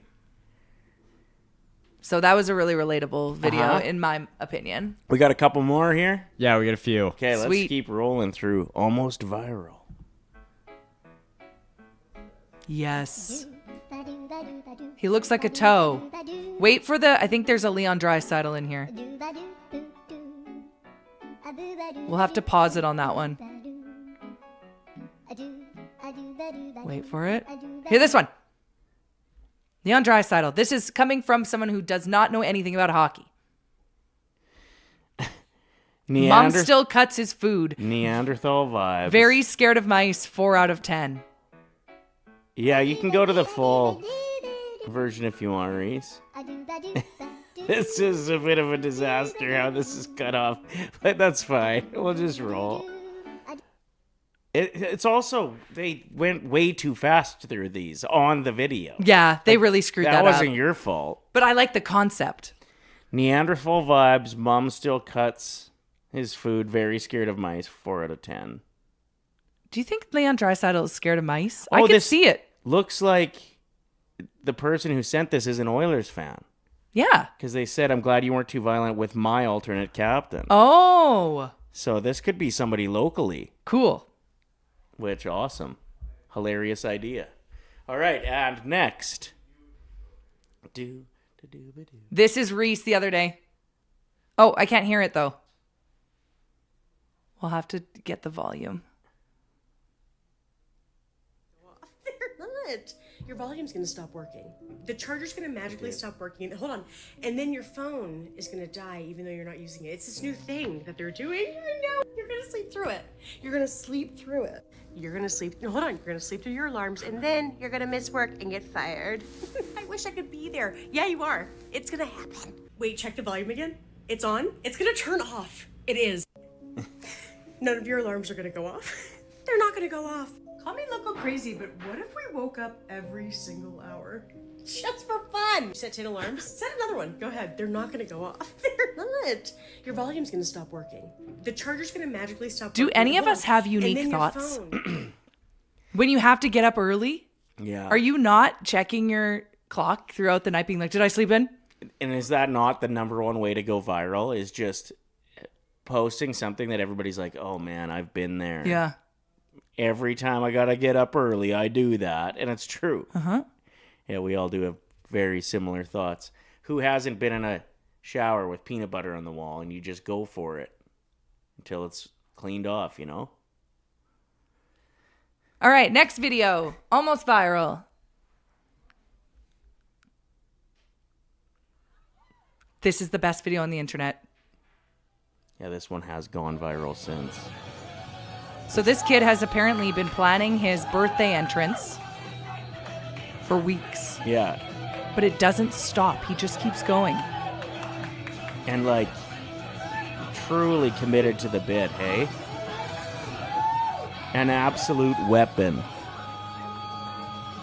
Imagine you're a villain. You're out committing crimes. And then this little son of a bitch shows up. You're screwed. To tell you not to do that anymore. And like, he's got a couple jump kicks throughout this that are scary. Look at his face after. Yeah. Let's watch it again. Oh, pose at the end. And oh, he's not done. Watch. Yeah, it's the first kick for me. Oh, what a entrance. He definitely planned that. And this. I think he does the side kick right away here after almost hurting him. Boom! Whoa. Right there. Like, you're dead. If that connects. Imagine if that hit you in the heart. Dead. Okay, but also picture this kid in 10 years being able to go Throwback Thursday. Yeah. Me at my birthday party. Like, we're so lucky to have footage of people like this. You know what the first thing I thought of when I saw it? God, I bet he slept good. You know when you can just get your kid absolutely worn out? I love him. I would make him do this every day. Just so that he'd have good He was sleeps. doing this every day. I think he was training for his birthday. Right? Attaboy. He's so proud of himself. I never had like a organized choreography at all, but I had to stop watching Power Rangers when I was a kid. I don't know if I've told this on the show before. Never. But I had to stop watching it when I was a kid because I would just get super fired up and start like kicking over the CD player and stuff. That was the one show that was like, "Hey Reese, you can't watch this anymore." That's so cute. It was Much Music and MTV for me. I'd watch music videos and then just do parkour around the house. Like Yeah. with a background soundtrack, you know? What songs? Oh, anything. CNC Music Factory, gonna make you sweat till you bleed. I'd open up and see, pay the price, control the dice. I'm on precise to the point I'm nice. That one? Mm-hmm. Everybody dance now. And just ADHD calling the shots. Does Ryder know his sports interaction puck is upside down? No. Thank you. Thank you for fixing that. We have another rookie card here in the studio, and we're going to give it away to one of you in the chat. But only if we get to, let's look, see what the likes are at. Yeah, where are we at? 37. That's not good enough. Not a chance. That's unacceptable. This is a signed Martin St. Louis rookie card. Speaking of him, can we talk about his post-game speech to the locker room after the Canadiens advanced? Yeah, you didn't like it? I didn't, but I still like him. Yeah. We have his rookie card, if any of you are interested. I just didn't like that he's just quoting Wolf of Wall Street. Why? Come up with your own. No, but sometimes a movie does it better. It did feel like, I will agree, it did feel like a slight douchey to do the like. Reese, you got that footage, don't you? Yes. Let's watch it together, and then I want the chat to come through with your opinion. Is this douchey, or do you love it?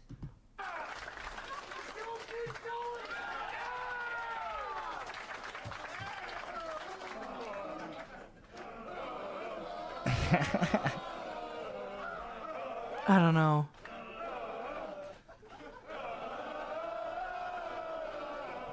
Where to even begin? I'll tell you what. You're not going to win many games shooting 10 pucks down there, but you're going to win this one. We didn't have 9. There were 9. 9. Round up. Those heck of a job.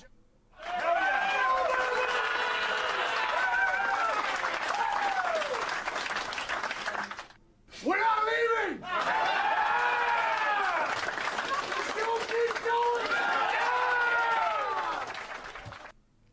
Awesome. I liked it. It wasn't the focus of Fair. the whole thing. Anyway. It was just like living in the moment. You could tell that some of the guys were embarrassed to They do were like, it, what are though. we doing? Anyway, we have his rookie card. Mm-hmm. Now the coach of the Montreal Canadiens, which is kind of cool that they've moved on. Let's go Habs, I guess. But yeah, we'll randomly select one of you to pick that up. Your mom's a big fan of the Habs, so it's Huge easy fan. for you to cheer for them, hey? Mhm. Yeah. Not really, though? No, You I seem can. I like can you cheer have for some them. hesitation. No, I want to cheer for them or Buffalo. Yeah. Either team. Well, they Go play for each it. other. They play each other, so who are you going to pick? I don't know. I just I hope everyone's having fun. It's those vibes. I could see that one being another crazy good series. Mhm. It is insane that Montreal had 9 shots in that game yesterday. Like, It was insane. the Colorado Avalanche had the same amount of goals yesterday as the Montreal Canadiens had shots yesterday. I don't understand that. How do you go 60 minutes of play Uh-huh. with only 9 shots on the goal? I can't wrap my head around that. They had 4 shots after 2 periods. Is that normal? No, this was the lowest shot total out of any playoff game of all time, let alone win. Huh. Like for their team. Because I think Tampa had a reasonable amount of shots. My guess is they probably had 28, 29 shots. Dolbich looked incredible. Montreal's found themselves another good goalie. It's crazy that some organizations just end up lucky in different positions. Like you look at the Oilers' long history. Centerman, we've been so very blessed with just, you look at McDavid, you look at Leon Draisaitl currently, you look back, obviously, Gretzky. Mm-hmm. We've been blessed at the center position. Montreal is one of those teams, and so is Calgary, actually, that have just always had these really good goalies that kind of came out of nowhere and turned into absolute weapons. Like Montreal, to have Patrick Waugh, arguably the best to ever do it. Carey Price, arguably the best Canadian goaltender in the modern era. And handsome. And then now you've got Dobish. They've also got Fowler, who's looking like he's going to be a good goalie. Montembeault was on the Four Nations roster as the third best Canadian goalie at the time. He's dropped off since, but still, just Man, I had blessed. a Tampa Bay hater in our comments recently saying, yeah, how's it feel? Like the Lightning, blah, blah, blah. I made sure to go back just like the Anaheim Ducks mascot and said, how you doing now? And he just wrote back, damn it, which felt really good. Oh, yeah. Oh, yeah. Saucy Sarah says, the Avs Wild game was insane. Yeah, didn't they go into the third 5-5? They tied it up at 5-5. Yeah, and the final That's was so 9-6. exciting. But if I may, Brock Nelson, where the hell were you in that game? Did you watch the game, Reese? Yeah, like chunks of it. Not all of it, though. So I have Brock Nelson on my fantasy team, and I also bet on McKinnon 3+ points, Makar 2+ points, Brock Nelson 1 point, and a Avs win yesterday. Everything hit except for Brock Nelson getting 1 point. Your team scored 9 goals. What were you doing? Picking your nose? I have a question. Is Makar okay? I didn't check in after he was testing out, what is it, his ankle? He got cranked in the first period and then took some time off, came out and played the rest of the game. And he was okay? Managed to get 2 goals and an assist. All right. And his 1 goal was sick, too. Yeah. He's got such a rifle. Like, he's such a capable defenseman.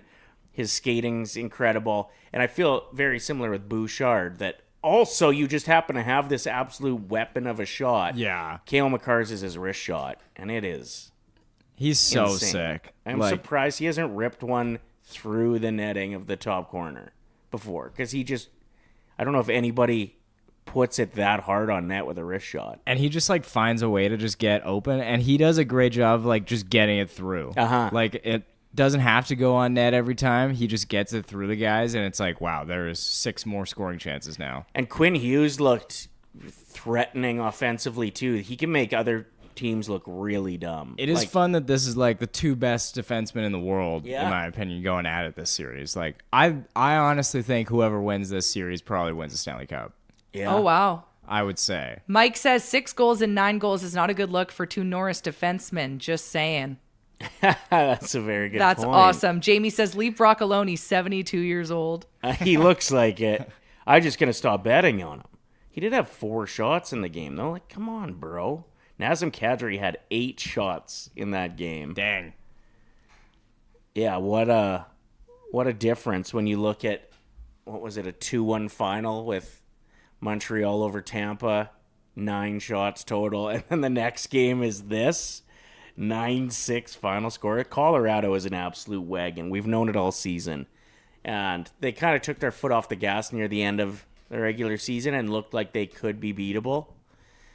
I don't know, though. Like, you make Minnesota, you put up 9 against Minnesota, who just made the Dallas Stars look terrible. Mm-hmm. Like, I think Dallas had maybe 3 or 4 regular 5-on-5 goals in that entire series.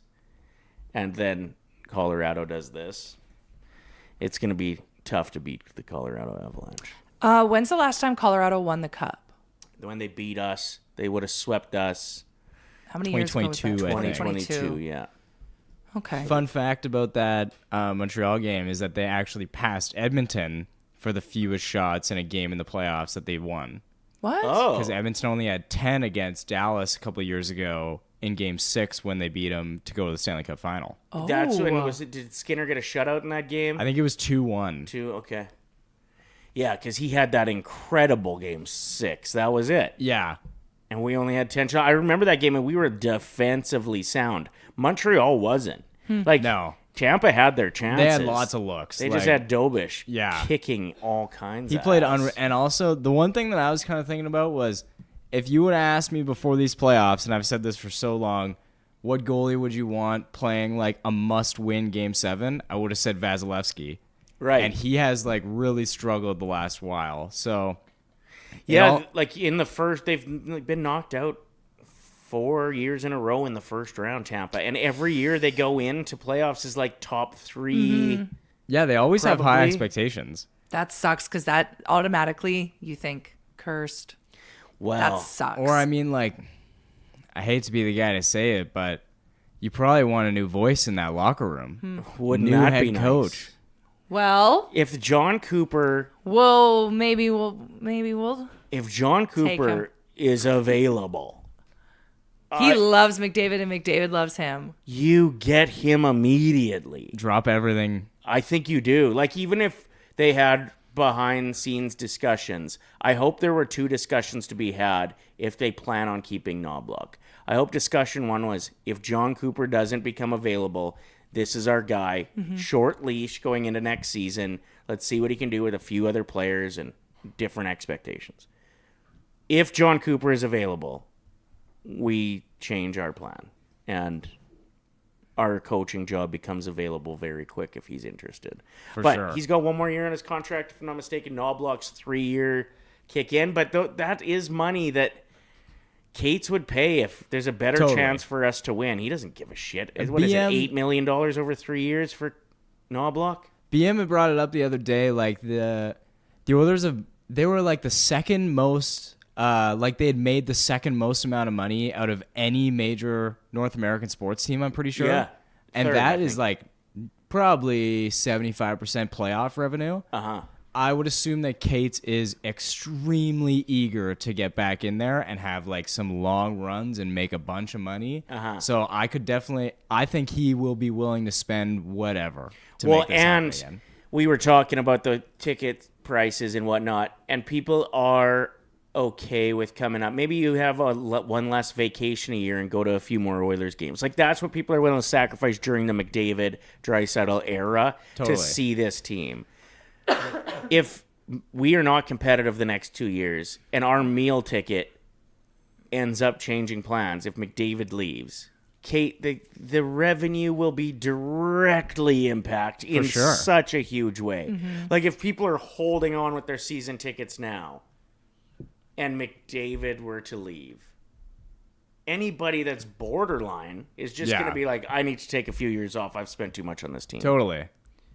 So, yeah, Cates needs to figure it out. But I mean, we are better off than it is in Toronto, where I don't know if you guys have saw all their like changes to the like fan experience prices and stuff, but like to be one of those kids that's standing on the blue line, I'm pretty sure, like for national anthems and stuff, it costs $1,000. Like, you're just paying for all this stuff, and you can pay like it's like $500, and you can go and like hit the horn. Like, there's just all these different like little money loopholes they're trying to bring in, but like all this stuff that was like for giveaways and all that type of thing, you can just buy it now. Ugh. So yeah, super lame. Hopefully it doesn't have to get to that point. Well, I'm the in-stand announcer for the Elks again this year. I'm going to start charging people if they want to come on the field and like kick the field goals. I'm going to just be like $20. Hey, you owe me. Hand it over. Hey, you owe me a 20 spot, bro. I'll get you on the field. Hey, or you want to do the Tim Hortons coffee cup shuffle for a $25 gift card to Tim Hortons? You got to pay me $20. Give me $15 of the gift card. Just whisper. Hey, it's the dark roast is the answer. Now, give me my money. Yeah, that's gross. Well, you see in Toronto's fan experience, they've jacked their prices over and over and over again so much that rink lost its fire. All pizzazz. Like, and then there goes your home ice advantage for the most part too. If the entire lower bowl is filled with suits, I think Toronto, like the business model that they're very successful, but I think that whole thing of like how it totally just became like a suit bowl, and like the fans aren't like the ones that are in there getting fired up, and like I think that should be every major sports team's biggest fear.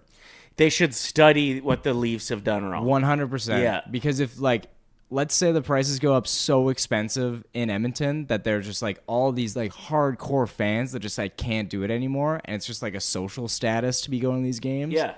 Like, that's where everything goes wrong. You don't have the same kind of, like, home ice advantage, exactly what you're saying. Like, it completely changes things. And we are tiptoeing towards that. Yeah. The thing that Edmonton has as an advantage, so that it doesn't fully turn into that, is that a lot of the people with money in and around Edmonton are also younger people, blue collar, with expendable income. Whereas Toronto, if you're in the city and you have a bunch of money, for the most part, you're in a suit and you're accounting firm is going to watch the game. And Yeah. I don't think you get real rowdy Trying when to you're in a impress the boss. three-piece. Yeah, you know? exactly. Whereas if you show up in your Coveys in Edmonton, go get at it. So it is a bit different, so maybe we won't see it here, but it does feel like pricing people out is definitely not the play. Yeah. But I guess we'll see. What do you want to get into next, Evans? I've got some things. What do you got? Well, I've got Watch This all prepped up and ready to go. What does that mean? That's our brand new segment. We came up with the name last week. Watch This. Was I a part of this conversation? Yeah. You're like, yo, I love that name. Oh. Because you had a super shitty name, and it was like, things to watch out for on the big screen. Oh, this is TV and movie news. Yeah, and I said, no, let's call it Watch This. Here's my first question. Did anyone watch the latest episode of Euphoria last night? I'm scared to watch it because the first two were so stupid. I liked the first one. Did you watch the second one with the wedding? Not yet. I don't know, man. I enjoyed the first one. Okay, that's one of those shows that has set such a high bar that it's going to be tough for this season to... And there's so many more expectations now that all of these actors have turned into A-listers. Mm-hmm. Well, I don't know. Nate Jacobs' character, that's not the same person. I don't know. I don't want to get into it. Okay. Let's move on. Devil Wears Prada 2 out in theaters now this weekend. I'm hearing terrible reviews. I know that it did well. Exceeded projections. Yes. And made triple what the Devil Wears Prada 1 made back in 2006. But apparently it's just another classic version of like this newer way that people are filming movies that are very TikTok-esque. Like the conversations don't flow. The lighting on set is like really clinical. Like there's not a lot of color left in movies, especially when it's about fashion. So they kind of dropped the ball. That's just what those are the reviews I'm hearing. I haven't seen it, so I can't say, but. Another movie that was fashion-based that I actually did think hit a home run was Dalmatian. What was that? Cruella. Was so good. And like she came from a fashion background. I thought they did a really good job of like incorporating cool fashion into that movie. So yeah, it kind of sucks if Devil Wears Prada 2 dropped the ball on what should have been a major priority for them. But Jamie in the chat said it was good. The story's a little stale, but if you like the first one, you'll like the second. Okay. All right. Next up, horror director Dylan Clark will be at the helm for the new Blair Witch Project reboot. God, that was such a clever concept. You know about the Blair Witch concept, yeah, that right? was actually that was the only movie that my mom has ever like never watched again. And then now the second one it came out, and then now there's a third. That's very exciting. The way that they bamboozled us, and we all thought it was actual documentary footage, and that these people were missing. They weren't actors. Wait, that was like the premise of it when it first came out? So the first one came out and people were like putting their faces on missing milk containers. So like their friends and family thought they were dead. Legit. What? Yeah. They signed NDAs. They went into hiding. The friends and family too? The rumors everywhere were that this was a legit movie. And that they just found the footage in the forest, put it together, made a movie, and everything. It was marketing masterpiece. And what did it cost to make? It was like so nothing. cheap. It was like Well, it's probably all shown grand. like a camcorder. Yeah, and then they made millions and millions of dollars. It's crazy. That's insane. I do recall hearing an update from the actors that they kind of got screwed over with their contracts or something. There's a lot of lore behind the original Blair Witch. If you have time, Reese, look into it. The Wikipedia page will tell you everything. The budget was between $35,000 and $60,000 to make the entire movie. It grossed $248 million. Wow. Yeah. And like people would still be watching it today. Oh, yeah. That ending. So Dylan Clark, producer of The Batman, if I'm not mistaken. And what else has he done? Carry On, Oblivion will be at the forefront to direct this thing. There's a Dylan Clark that's a producer and a Dylan Clark that is a director. You could be both. You could produce and direct. No, it's different guys. Oh. So I don't know which one it is. Either way. Oh, it's this guy. So no, he was the director. Skip the Batman thing. It's not produced by that guy. It's going to be the Dylan Clark that made Transfigure, Home Movies, Seagrass, Behind the Frame. Never seen any of them. Sorry. Catcher, Bloody Bites. So it's going to be really scary, is apparently the news update on it. Better be. You can't screw up Blair Witch. Right. And the original stars are going to be the executive producers, so oversee it all. Could be interesting. Next up, Amazon is discussing a potential reboot of The Apprentice reality series. With Donald? Yes. What? He's like in negotiations to be back as the head of The Apprentice and film a reality show. I think you're busy enough. I think there's enough going on right now that maybe not, Donald. Like, does he not get how much impact this war is having on people's savings? The gas prices and things in the States, like, people are going ape shit. You have to focus on that, right? Mm-hmm. I would say that for any politician. This is why it pissed me off when Sohi in Edmonton decided he was going to run for the federal government while being the acting mayor. No, you chose to be the mayor, step down from that, and then run from politics later if you want, federal politics. Like, when you are a president, a prime minister, a premier... I think everything that you do work-wise should be about that. Not going back to reality TV. You're fired. Yeah. Next up, there is the first trailer for the Martin Short documentary. Okay, this looks good. You had a really good quote about Martin Short. Was it you or was it Grant when we were with him over the weekend? Martin Short, in this documentary, when people ask what kind of person is Martin Short, he's not dead. He's actually dating Meryl Streep from Devil Wears Prada. He's the kind of person that when you have a party, like a dinner party, if Martin Short says he can't come, you cancel the whole thing. Because he's just that awesome. You think he's a little bit annoying. Yeah, I think he sends it a little hard when he doesn't have to a lot of times. You know what I mean?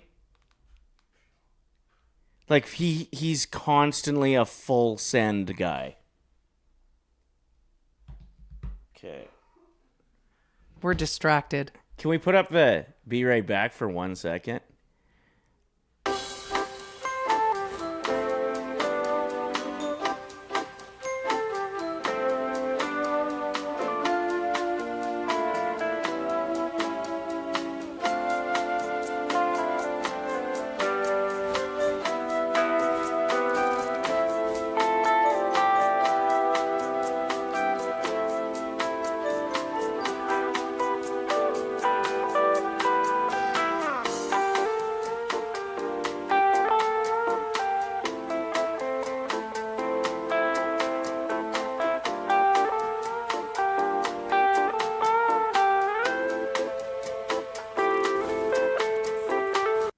It's hard doing a show when we both have ADHD. Not sure if you guys noticed, but that was distracting. We're all good. We're getting texts behind the scenes of what's going on. Anyway, we're back. We're ready for you. May 12th on Netflix is that first trailer for the new Martin Short documentary. Just to put a pin in that. Maybe it'll make you like him. Yeah. We'll see. I mean, he's a Canadian treasure. I get it. He's dating Meryl Streep. He's got to have some swag. It's just like, calm down a little bit. I appreciate humor that's not so in your face. And he just feels like... Too much? He'd be a little much. When like everybody's sitting around, he wouldn't catch the vibe of like just having a glass of wine and chilling. He'd be doing like backflips to show people things. But maybe I'd like that. Anyway, let's move on. Who cares let's move on. What I think of Martin Short. All right, our next guest of the day is brought to you by Yegg Property Pros. Selling over one Property Pros per day on average the last 2 years. Yegg Property Pros, more than 20 team members to help you out. Contact them for a free home evaluation, no obligation. If you're looking to buy, you could sit down for a free consultation, no obligation. Yegg Property Pros, for more information, yeggpropertypros.com. Get a realtor who knows. Call the pros. So when we started here on The Sauce, we decided big priority for the show was going to be get to know all the characters around here, and then pretty much have an open door policy that if you're around, make sure you let us know. Come and plan sit to in. pop in. Hang And out with us. Occasionally we'll double book guests. Which Zach, is what happened behind the scenes here. If you're like, what the hell is going on? Zach is going to be popping in to talk about the Draisaitl and McDavid post-season interviews and whatnot coming up in a few minutes. But yes, it was a priority to get to know all the staff members, and we ended up meeting a brand new one, an intern around here, and we are happy to welcome her into the studio. Welcome to The Sauce, Alicia. How are you doing? I mean, what is this, week 2 that you've been with us? I think this is the start of week 3 now. Okay. Oh, wow. Yeah. So pretty excited to be here, obviously. Yeah. So first of all, tell us a little bit about yourself. How old are you? I'm 22. And did you go to radio school, any of those kinds of programs? Like what got you through the door at Oilers Nation? I'm currently still studying at McEwen. I'm a journalism major. Cool. So right now, like the next person, Zach, I'm currently writing, and he's the editor, obviously, here. So yeah, journalism, writing all the time. It's a lot of fun.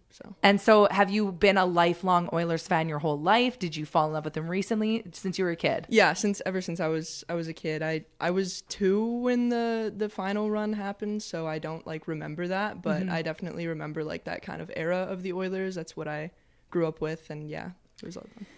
So the vibes must be very different to go from, hey, I'm brand new here. Whoa, we're in a playoff push. Whoa, this is intense. Working at Oilers Nation for the first round of playoffs. Whoa, we're already eliminated.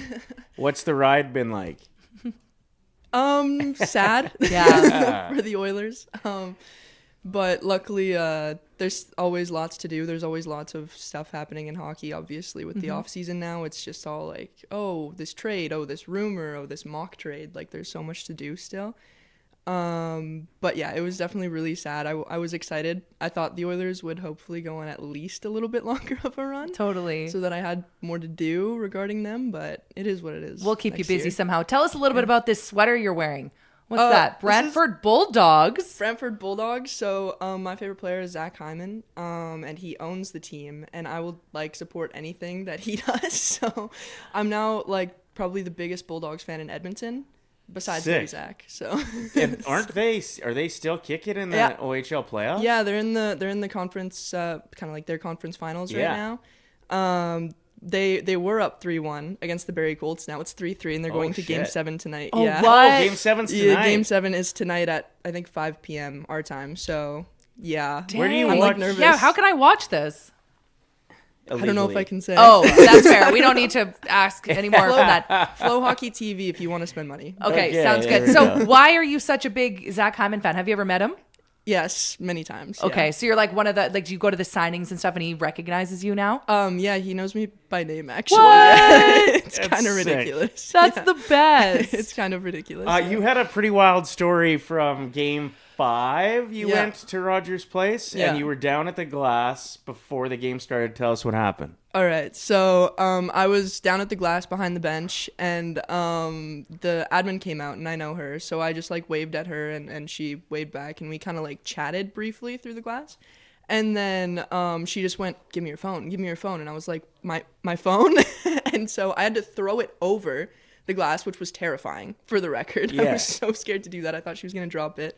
Whatever, I did it. She caught it. And then she was just recording the players during warm-ups. Yeah, and then she even did like a little like ISO zoom in on Zach for me. It was pretty funny. What? Like That's right so on the ice with her awesome. phone. Yeah, Yeah, that's exactly. a sweet story. I love that. Tell us a little bit more about yourself. Do you have any pets? Yes, 2 cats and a gecko, actually. You have a Leopard gecko? I do, yeah. Her name is Leo.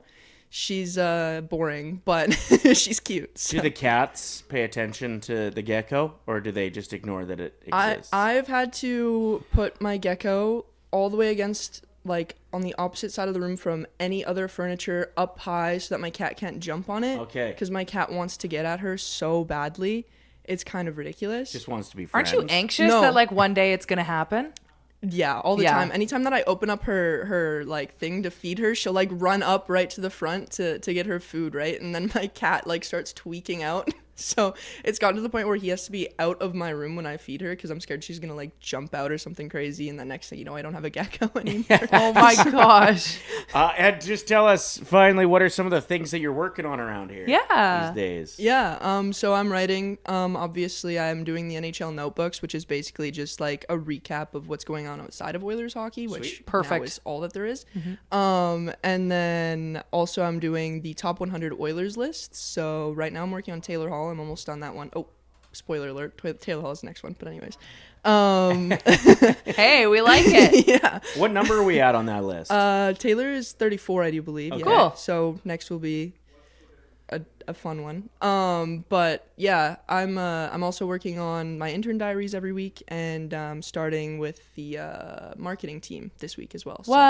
yeah, taking on more responsibility. So We are expanding that marketing team for good reason, and we got some good people that are rounding it out. So, Alicia, where can people find you online? Alicia Dog on every single platform. Alicia Dog, Leasha. Yeah, like AWG. Okay, that for Hell the dog yeah. part. Dog. Hey, I got an idea. We really want to have a saucers night out at the racetracks Yeah. for horse racing. So maybe Pitch that. when your marketing meetings, be like, I got a great idea. Yeah, great say idea. you came Ryder up and with Lisa it. were totally on board with it, and you can like pretend it was your idea, and we'll be like, wow, Wow, who thought of that? Alicia's That's so good at genius. this. Keep I her bet- forever. I bet the saucers would vote overwhelmingly, like 66%, that they're in for something like that. Yes, exactly. No previous polling done here. Yeah, exactly. Anyway, you will see Alicia a lot. She's already been featured in a bunch of Oilers Nation content, videos and stuff, reels online. Yeah. So welcome to the team. Thank you so much, guys. All and right. read her stuff over at OilersNation.com. Thank you. Hell Thank yeah. you. Thank you. All right. right. 3 stars of anything. And will you let Zach know he is now in? I will. I'll Okay, go get him. thank you. You're the best. Thanks, Alicia. All right. 3 stars of anything. Let's do this. Yes, it's brought to you by Southview Acura, family owned and operated on Edmonton's south side. Make sure you're popping in and saying hello like Reese's parents did. After a few crummy experiences at different dealerships, they went in and got the right treatment. Bought themselves an MDX, which So fun. I would recommend thoroughly. That's what I'm driving right now. Mm-hmm. I put it in sport mode this weekend. How'd that feel? And we were on our way to get my daughter a new bat for softball. So you were already in that sporty mood. Exactly. So I put it into sport and gunned it, and she said, "Whoa, that was fun." Sweet. Like it, you know how when it makes your Adrenaline body rush. and it makes you just weightless almost. The best. So shout out. Yeah. If you saw me out there driving like an asshole this weekend, I was just trying to impress my kid. Okay. Just a reminder, we do have a rookie card here in the studio. We want to give it away. We're going to randomly select one of you before the show ends to pick that up. So say something in the chat, even if it's just a hello, good morning. But we'll take it. Not unless we get at least 75 likes on YouTube. I ain't giving away a signed Marty St. Louis hockey card when we've only got 47 likes. Ain't a thing. Yeah, the math isn't mathing with how many people are watching compared to the likes. Yep. So if we can't get that done by the end of the show, we're moving it over to tomorrow's show? That's right.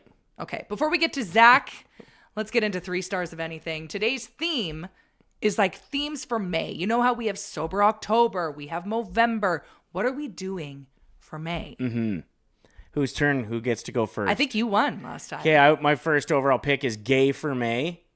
I just want like gay, like fancy free, excited, fun, happy. It could be anything you want, actually. Yeah, if you want actually to explore. Sure. But I mean that the other kind of gay. You know Okay. what I mean? Like gay for May. And just really get into how great May is.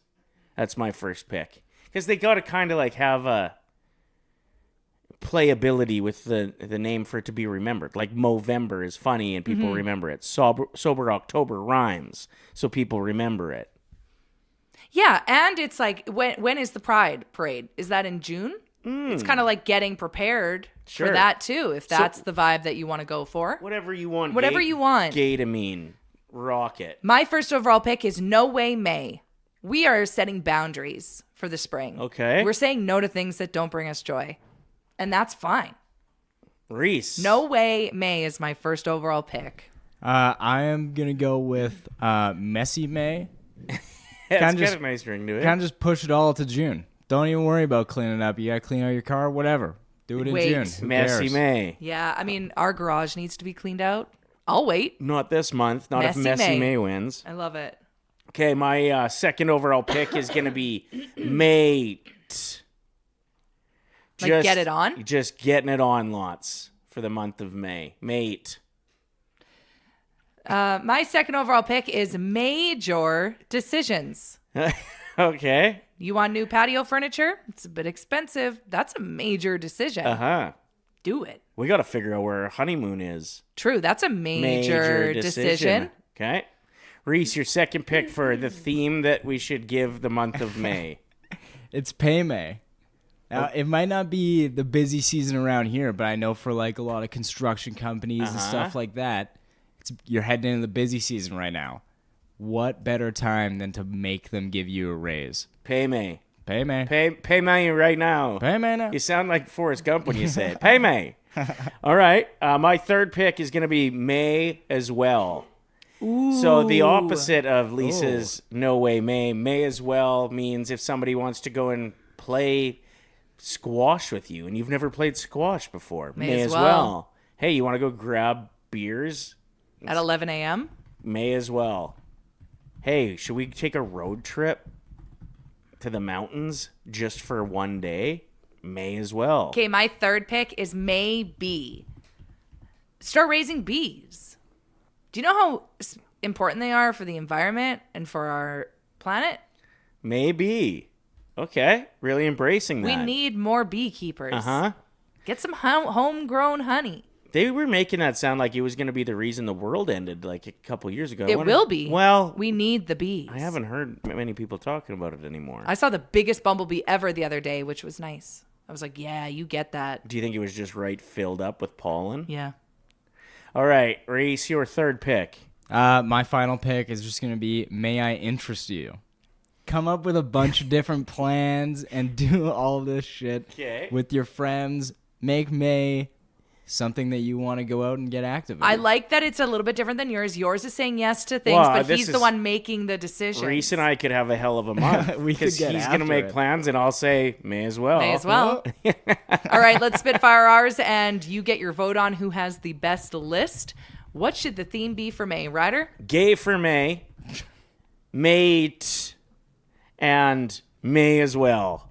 My top three are No Way May, Major Decisions, and Maybe. My three were Messy May, Pay May, and May I Interest You. Pay May. What a nice ring to that one. Anyway, all right, we'll get your the vote poll on. up. Yes. Get your vote on. It is time for our next guest who gets the first vote. What do you think? Who had the best list today, Zach? He's like, they all sounded the same. I don't know what to tell you. Maybe. Yeah. Shout out to the bees. Okay. Shout out. The vote will be up right away here on our... There it is. It's available. I will use my vote, which normally just goes to me, but give it to Lisa today. Thank you so much. And Zach is brought to you by Just Bite Me Meals. Man, they have some new menu items right now. They've got a deluxe pizza that they just added. The butter chicken has been added. Ooh, what's the other one? I added it to my cart, but I can't remember what it is. You can get the butter chicken wrap, too, if I'm not mistaken. There's something else that sounds super good that they just... Oh, it's lobster mac and cheese. Anyway, Just Bite Me Meals. It'll save you so much time. And I know a lot of people have like kids in sports right now, and you're so busy after work. You're basically their Uber driver, or you're coaching their teams. Like, justbitememeals.com, sauce20 will save you 20% off your first order. Zach, first thoughts on the postseason wrap-up interviews? Fascinating. Reassuring? Yeah, I think to a certain extent. Like, it was really refreshing to hear Connor and Leon be as candid as they were. Right? Yes. You know, they're guys that they've never shied from making their opinions known, right? But, you know, to hear them come out and talk the way that they did was really interesting. And I think for the higher people up in the organization, the Daryl Cateses, the Jeff Jacksons, it's got to be pretty concerning, right? But at the end of the day, like, I think they were very realistic. The Oilers took a step back this year, right? Yeah. They got bumps in the first round of the playoffs. They were a terrible regular season team this year. And it was really interesting to hear them be so candid about that. And I think it's going to be a fascinating summer here in Edmonton to kind of see the fallout of, you know, these comments. You know, what do they do with the coaching staff, the management staff, you know, the roster turnover that's going to come. It's going to be a really interesting summer here. to me, the fact that they were talking about 2024 as the best team that we had over the last 5 years, and even them naming guys that they missed, really, like you had McLeod got brought up, Fogle, Ceci. The interesting thing to me is like some of those guys were fairly mid, that they were talking about how incredible that these guys were. And I know the grass is always greener, but it felt like there was a big push after we lost in 2024 for the Oilers to get a bit more gritty, get some veterans in there who have done it, who have finished the job. So we did that. And then the next year, we lose in Game 6, and they say, we need to get younger. And apparently that came right from Connor. Like, we need to get younger and faster. We lost a lot of speed. We didn't replace it with speed. So they get younger this year, and now that we've taken a few steps back. Like, I agree. It was so great to see them speak candidly. And this organization, in my opinion, does way too much secret keeping. Like, you can't get a straight damn answer out of anybody for the majority of the season in post games and whatnot. So it was nice to see that. But also, like, they've made the adjustments I feel like these players have kind of pressured them to make in the past. And they weren't necessarily the best routes for the team to go. So what is next season? Who knows at this point? Because the only direction now isn't older, younger, grittier, faster. It's just better. We just have to be better. So yeah, I mean, you look back at that 24 team. I think there was a lot of guys who were willing to accept the roles that they had, and I think that's maybe where Draisaitl was going with it. Okay, right? Like, Vincent Desharnais, Cody Ceci, Connor Brown. They're not great players by any means, and you could even say below mid for a couple of these guys. Like Ceci was terrible in LA the last couple of years, and this year especially. And Vincent Desharnais is like a third pairing, seventh defenseman in San Jose. But I think they were able to accept the roles that they had, and they knew what those roles were. And it feels like that's maybe where those comments were coming from. This was a transition year for the Edmonton Oilers. And you talk about it with getting younger, right? Matt Savoy stepping into a bigger role, Ty Emberson taking a larger role, Josh Szymanski coming up to the NHL, right? So these guys kind of had to cut their teeth in the NHL. And, there was some struggles from these guys, no doubt. But, I think it's just a transition year for this team. And it's going to be interesting to see what happens. How many of these UFAs do they bring back? It's a pretty weak free agent market. Like, there's not a lot of great names out there. So the team's going to have to get going in the trade market. And then the other question is like, well, what assets do the Oilers really have? They don't have they've got a deep prospect pool, but not of like high-end prospects. Like guys that can be, third, fourth line tweeners or depth defensemen maybe in the NHL, right? So it's going to be interesting to see how they kind of adjust and adapt and try and attack free agency, the trade market, the draft, all this kind of stuff this summer. Well, and the guys that have developed into pieces that you could get a lot for in the trade market, we don't want to give up. Like, we need Podkolzin desperately on this team for the character he brings, how hard he plays. Even when other guys aren't going, it seems like he's consistent, he's young, he's on a good deal. That's exactly what we need. So we can't, who do we deal? Do they maybe try and find a way to move on from Nurse this summer? It's probably a bit of a pipe dream and probably wouldn't happen. But 2 years in a row, the Oilers have asked him to waive his no trade clause, and he said no. Not this season coming up. The following year, his trade list goes from a no movement clause to a 10-team no trade list. So there's 22 other teams that he could get traded to. Right. So, if the Oilers are wanting to move on from Darnell Nurse, which I believe they likely are, given they've asked him 2 years in a row if he's willing to waive, do you go to Darnell and say, listen, we want to trade you, whether it's now or next year when your trade clause opens up. You're going to get dealt next summer, and you're not going to have control over where you go. At least this way, there could be a conversation where you can work with Darnell Nurse to try and find him a new home, right? So, I mean, I'll be curious to see if that happens. And then, they're the veteran guys on the team. You're not trading Nuge. You're not trading Hyman. You're not trading Ekholm. You're not trading any of these bigger pieces that are a part of the team. Podkolzin, like you mentioned, right? So it's kind of hard almost in a sense to see where the changes come from, right? And we don't have anybody in that slot other than Savoy that looks like they could be a high-end player, but is still young enough that we don't really know yet. Well, Isaac Howard maybe. Yeah. Like, I think he could be the next Savoy, right? I got some concerns about his defensive play and play away from the puck, but it sounds like that's grown a bit in Bakersfield this year, right? But I think he's a guy who's got 50, 60-point upside in the NHL. Right. Could be enticing, to have him traded to pick up a goaltender or some other move, right? So they have a couple of pieces, but it's not a robust amount of guys, right?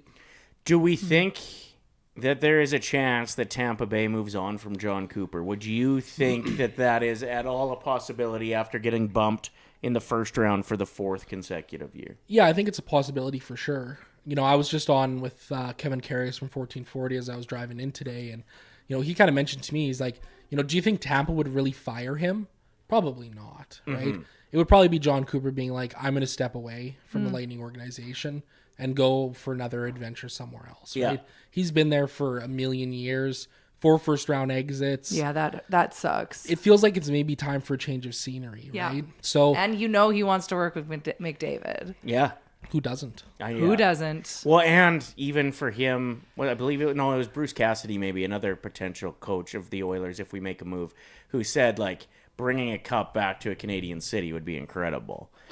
Yeah. That's exciting. Yeah. Like, to have guys that have that on their radar. I know how much John Cooper cares about Canada, so he knows how long that drought's been, and would love to be at the helm for that ship being turned. Be unreal. Yeah. I mean, Cooper would immediately put this team over the top, right? Like, you look at the roster that Tampa Bay's had, right? And, like, despite the lack of playoff success in the last 4 years, if you look at just their regular seasons, I don't think there's a single organization that's done a better job of getting value from nobodies, right? Look at, like, Darren Radish, for example. Right. He was a nobody, and he's now burst onto the scene as, like, one of the top offensive defensemen in the NHL. Yeah. And even throughout the forward group too, like Dominic James is another guy who's just kind of a nobody, but he's out there scoring big goals for them against the Habs, right? So, and he definitely knows how to coach stars as well. Absolutely. You look at like consistency on a consistency basis. Has Kucherov been in that conversation with McDavid and McKinnon over the last 7 or 8 years as just a guy that's there every year? Yes. Yep. And he might be the only one in that list. Absolutely. Of those top 3. Absolutely. Like Draisaitl would be in that conversation probably too, but the list is low for guys that just bring it every year. Totally. And Cooper finds a way to get the most out of everybody on his roster. And that's what it really feels like the Oilers need. And they haven't had in the last 2 years here.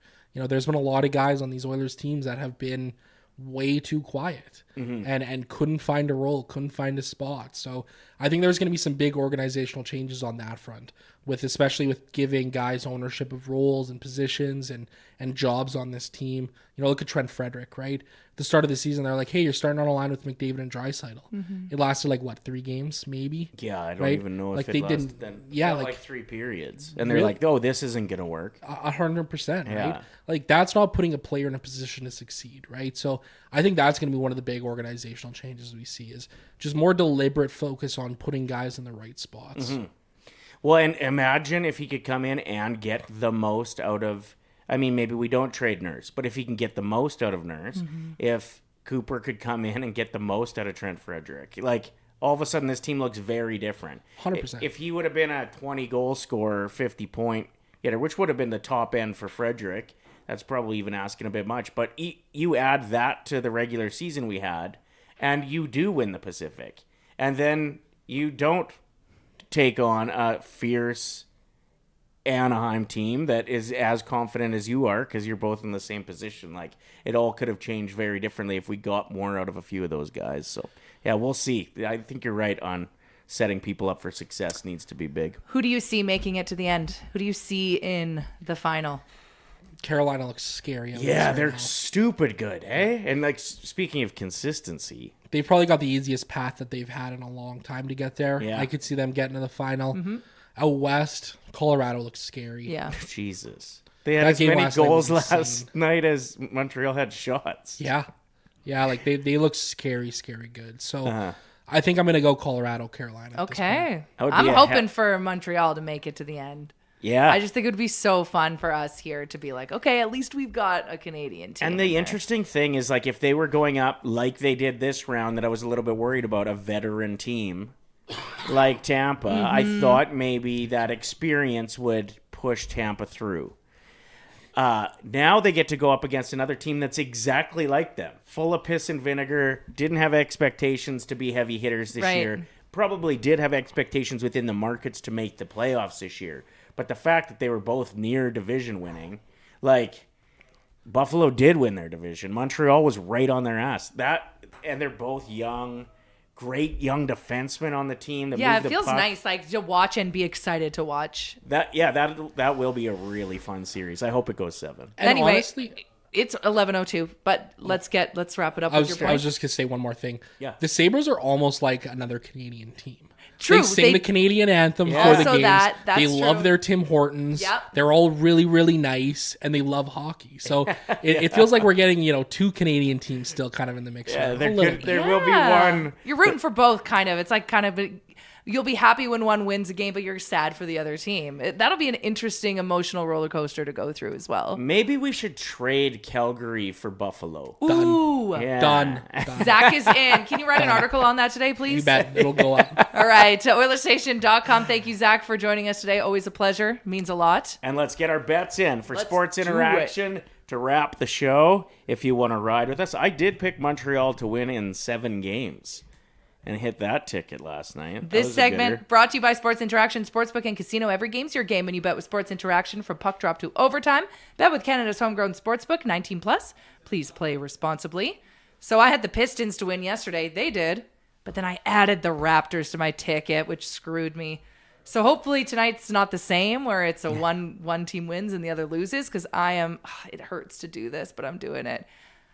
I'm betting on the Ducks to win against the Vegas Golden Knights tonight, and the Hurricanes to beat the Flyers. Oh, I have the exact same bet. Perfect. Literally the exact same bet. So it hurt to bet on the Ducks, but I just don't see. They're fast and young, and they made us look slow and old, and they will do that even better against Vegas, because Vegas is slower and older. We hate both of them, but I had to bet on one of them, so way she goes. Every game is your game when you bet with Sports Interaction. Get in on the action with parlay boosts, live betting, and easy deposits and payouts. Bet now at sportsinteraction.com/OilersNation. 19 plus. Please play responsibly. Did we hit 75 likes on the video today? Oh, so close, but no cigar. So we're moving the rookie card over to tomorrow's episode. Yeah. We all need to be better. Okay? Yeah. Hey, signed Marty St. Louis cards don't just get given away. Oh, yeah, it's just one. Ooh, I actually don't remember how it goes. Anyway, stay saucy. Smash that like if you're watching this later on in the day. Hey, we could do that too. Nope. It has to be during the live show. During the show. Stay saucy. Love you all. Bye-bye. Cheers. Thanks for watching this video. If you enjoyed it, like it, hype it, and share it with your friends. And to not miss any of our content, make sure you're subscribing to the Oilers Nation YouTube channel. Freaking nailed it.